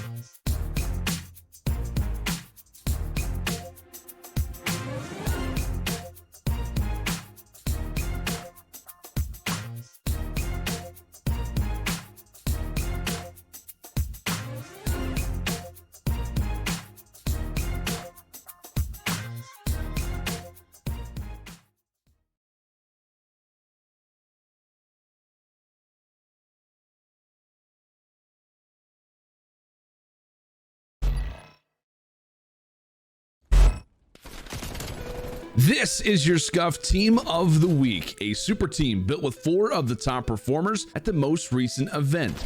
3 players were selected by the league and 1 was selected by fan vote. Stick around to the end to find out who made the team. First up, it's Silly of the LA Guerrillas. The Guerrillas had a fantastic week, going 2-0 during their very own home series. The highlight of the Guerrillas this week had to be their match versus the Atlanta FaZe, when they delivered FaZe their first loss of the season in an epic 5-game series. The whole team was playing on another level, but Silly was definitely the standout of the squad, boasting some of the most disgusting stats of the week. He had the highest overall KD of the field with a 1.45, and his S&D stats were just downright obscene. Across 3 maps of Search and Destroy, Silly won a combined total of 24 and 6 for a KD of 4.0. Next up, it's Formal, the main AR of OpTic Chicago. There's no doubt that the entire OpTic squad entered this week with a bit of extra fire after their 0-2 result in the week prior. The squad bounced back in convincing fashion, finishing out their last week of the stage with 2 much-needed wins. The team looked especially good in the Search and Destroys. Across 3 maps, they went 18 and 5 in round count, with Formal putting in some major work. Out of all the players this week, Formal posted the highest average damage and the highest average kills per round of S&D. Make way for the king. Scump is one of the most experienced and accomplished players in the history of competitive Call of Duty. And if we've only learned one thing about him over the years, it's to never count him out of a series. The end of Map 3 in OpTic series versus the Dallas Empire was decided by a huge 1v1 between Scump and iLLeY, a duel that Scump actually ended up losing. It was a huge momentum shift for Dallas and a spot where other less experienced players might have crumbled under the pressure. However, Scump, like a true pro, brushed it off and turned up to 11 for the final 2 maps of the series. He absolutely shredded Dallas in the checkmate hardpoint, leading the lobby in both kills and damage. Scump kept that momentum coming into map 5, where he posted a 9-4 scoreline across only 7 rounds. Scump's ability to bounce back after a tough loss was a stark reminder of just how important experience is in handling the pressure of high-stakes competition. Our final player selected by fan vote is Standy of the Minnesota Røkkr. This is Standy's second appearance on Scuf Team of the Week. Not bad, considering this was literally his second week of playing in the CDL. In the previous week, he made some huge noise in his debut match after dropping a 1.52 versus OpTic Chicago. This week, the focus was on Røkkr's reverse sweep versus the Seattle Surge. This series looked dire for Minnesota, but Standy popped off in Game 3, going 31 and 21 on raid control to keep his team alive. Minnesota rode that momentum through Game 4 to force a Game 5 on Miami S&D, where Standy led his squad once again with a score of 9 and 5 across 8 rounds. Standy's had a fantastic couple of weeks so far, but all eyes will soon be on the rookie for his first real test, the Stage 2 Major. That's your Scuf Team of the Week for Stage 2, Week 3. Hello and welcome back to the Call of Duty League. It's me, Lottie. Nah, I'm kidding, it's Miles. We're still here, but we're going to give you a little bit of a rundown of the excitement to look forward to tomorrow. The day was nothing but 3-0s and chance. Tomorrow morning, man, we get to start the day right with a massive bowl of Subliners versus Empire. And that's a great way to start the day, right? That is a series. Good luck trying to predict it, right? Dallas, as good as they have been, right? They've had struggles in the Search and Destroy in New York. It seems like every single team they play against, they have some sort of answer. Every problem on a map or against a team that needs to be solved, New York is one of the first teams that sort of figures it out. But even just looking at the losers bracket, man, like I think what was the expectation? Thieves to be the worst team coming into this tournament simply because of all the roster changes they've had to make? Nope, not at all. They got the hot 3-0. They look devastatingly good. The losers bracket, not a fun place to be. And even for tomorrow, again, it is just a whole host of good luck trying to predict how these matches are going to go. For the Ravens Thieves, again, that could go either way, but Thieves look scary. We get the Battle of the Sea once again, which Surge has been looking fantastic, but obviously we just saw the 3-0 coming in from Florida, so they look great as well. it is a true battle. It is the ultimate passion pit, but this time at the top part of the CDL rather than in the amateur side of things. So it's going to be a great day tomorrow, Miles, and a lot of action throughout Major 2. Frankly, maybe we just have to wait and see if anyone can beat FaZe. I mean, to do it again in the Major would be absolutely incredible. Can they get it done a second time and even knock them out of the tournament? We'll find out. But that's going to be all, friends. We are going to now throw to a very quick break, and upon our return, it will be the lovely Lottie talking to the naughty Neptune, who just went absolutely cray in that series to help his team get the 3-0 over LAG. Be right back after the break, friends. Don't go anywhere.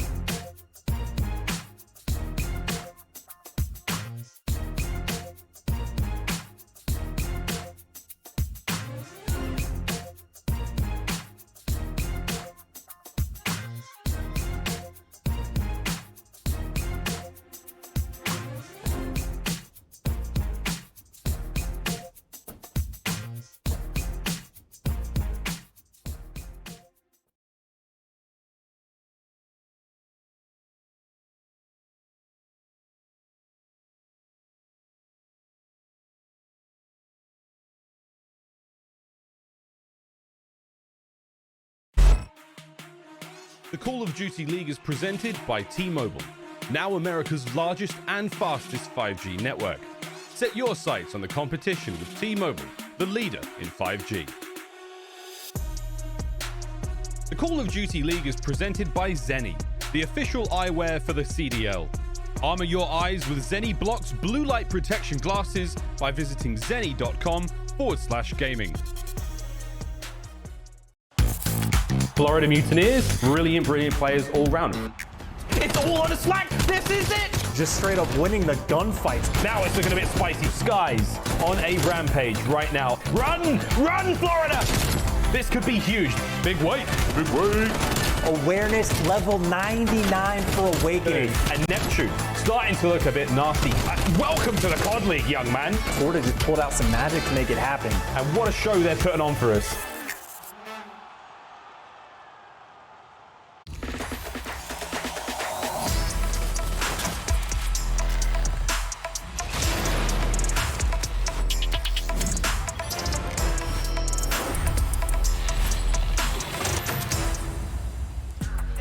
Hello everybody and welcome to your Gameful Victory Spotlight. I am joined by the legendary Neptune from the Florida Mutineers.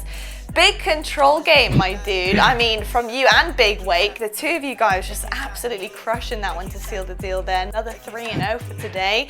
Man, I gotta talk to you though about last week because you guys were beaten by Dallas and Paris. So where did you go from last week in order to prepare coming into the major? So like against Dallas, we were actually like struggling like a lot. So I started playing a bunch of S&D wagers and stuff to like try getting my like more reps in S&D. Then also we were going really hard in practice. We were like really trying to like step up the intensity in our scrims. And after that, like it really felt like we started getting better practice, and we actually like improved a lot as a team. And it actually like really helped us a lot coming into this match. Awesome stuff, man. Hey, look, practice makes perfect, doesn't it? And you guys are looking phenomenal right now.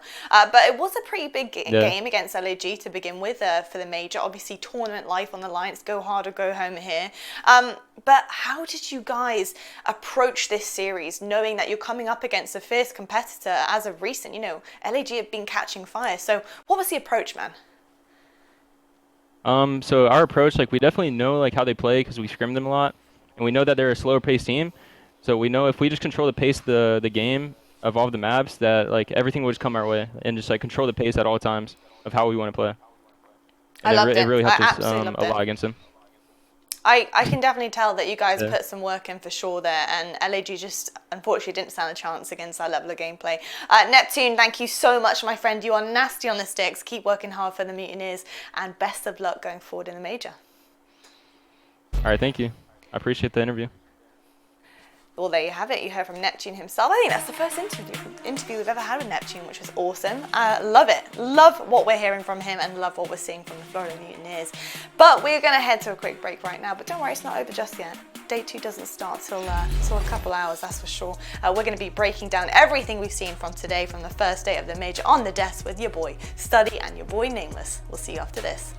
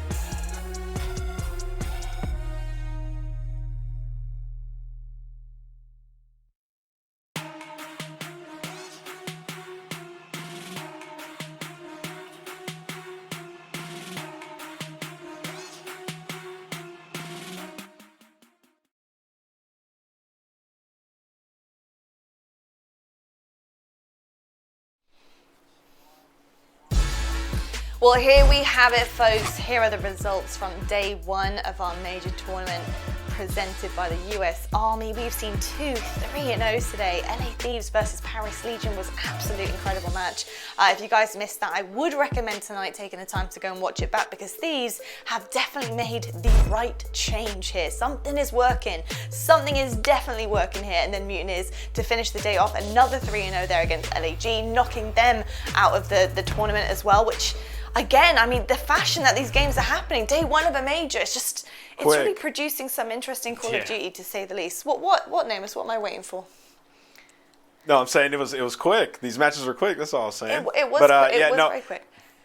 Yeah, for LA Thieves, I mean, it was just wild to see them make this decision. We haven't really seen something like this in the history of Call of Duty, moving like an all-time great SMG into the main AR role. And for them to get to this point, man, they must have exhausted all options. And it worked out. It paid dividends today. And I got to say, they changed my perspective when it comes to that theory a lot. I don't think aBeZy and Arcitys could switch, but with the right players, it could definitely work out. So I got to tip my hat to JCap. And I'm interested to see in how this develops versus some of the stronger teams in our league with maybe, you know, a stronger main AR, to see how he's able to perform against teams like that. But so far, so good for them, man. And positionless COD, it might be something that some of these teams start to look at. If you have an SMG that is super good and you have a sub who can maybe fill his role, maybe move that SMG into your AR's position and bench your underperforming main AR. So it's a theory that's paying off, and I want to see how it goes. Yeah, definitely is paying off, to say the least. It's just, I guess, how much will it pay off, and how much of longevity can we see this carry forward through the bracket? We'll leave that up to the team itself. Studdy, I want to ask you though, because when you're playing in this situation, let's say you're LA Thieves, you know, and you're in the mind of one of the players here. I mean, you have no practice as this team coming into this major. How do you approach the game, man? Like, how do you approach that as a player?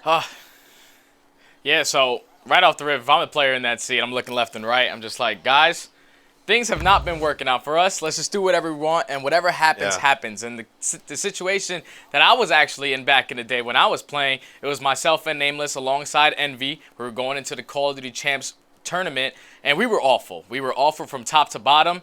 Before we go into that event, we obviously didn't have the opportunity to make a roster change at the time, but we just looked at left and right, and we were just like, all right, guys, let's do whatever you want, and let's just have some fun. Just drop all strategy. And we even saw Rambo Ray pulling out a shotgun, and we got all the way to second by just dropping all strategy. So right now, the Thieves, they don't have any strategy when they're looking left and right, but it's probably the perfect formula, and so far it's been working out for them. Yeah, I mean, with limited practice.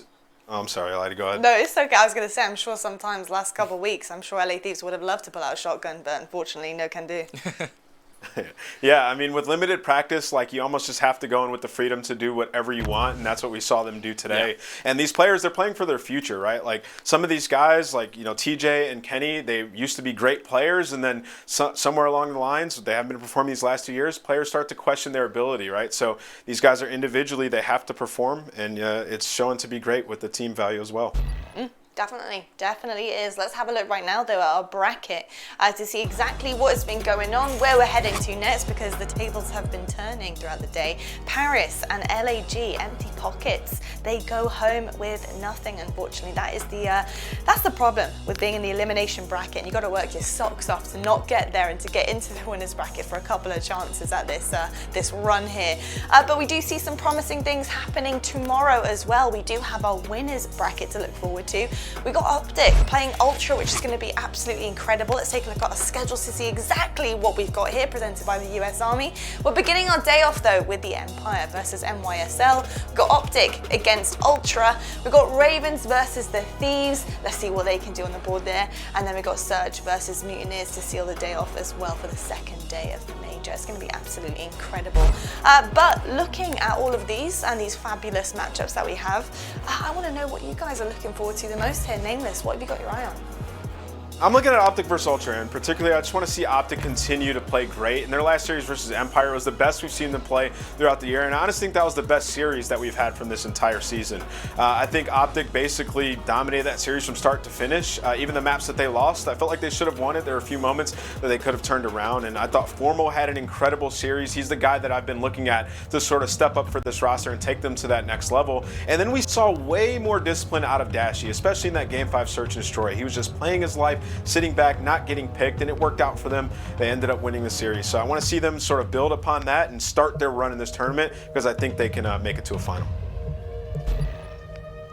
Yeah, and for me, the match that I'm looking forward to the most is definitely the London Royal Ravens versus LA Thieves, man. And I'm going with that match because we saw the Ravens so far throughout stage 2. They started off hot, and then that honeymoon stage just completely went down the drain. They ended the stage 2 with a couple bad losses. The worst one was going against Atlanta FaZe, where they did end up getting 3-0'd. But they're going up against the Thieves, who are just coming off of a 3-0 today, looking like a completely different team. So who knows what's going to happen in that series? Do London wake up, or do they crumble and Thieves walk away with it? I have no clue. I'm excited for that one. That is the question, boys. Honestly, I agree with both of you there. I think they're all going to be incredible matches. I can't choose. Yeah, that's me. Undecisive. Can't do it. But I tell you what I can do is wish you goodbye right now, but a hello tomorrow as we go into the second day of our major. Same time, same place, folks. You don't want to miss it. This is what we've all been waiting for. But with that, good night, and we'll see you then.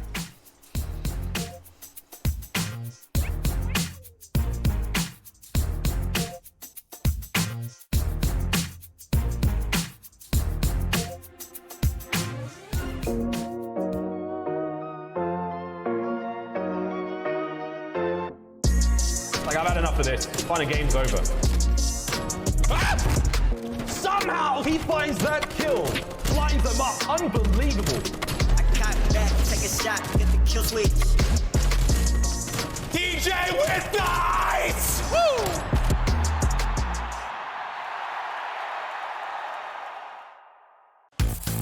Florida Mutineers, brilliant players all round.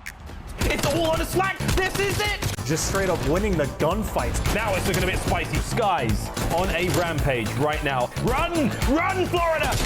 This could be huge. Big weight. Big weight. Awareness level 99 for Awakening. And Neptune starting to look a bit nasty.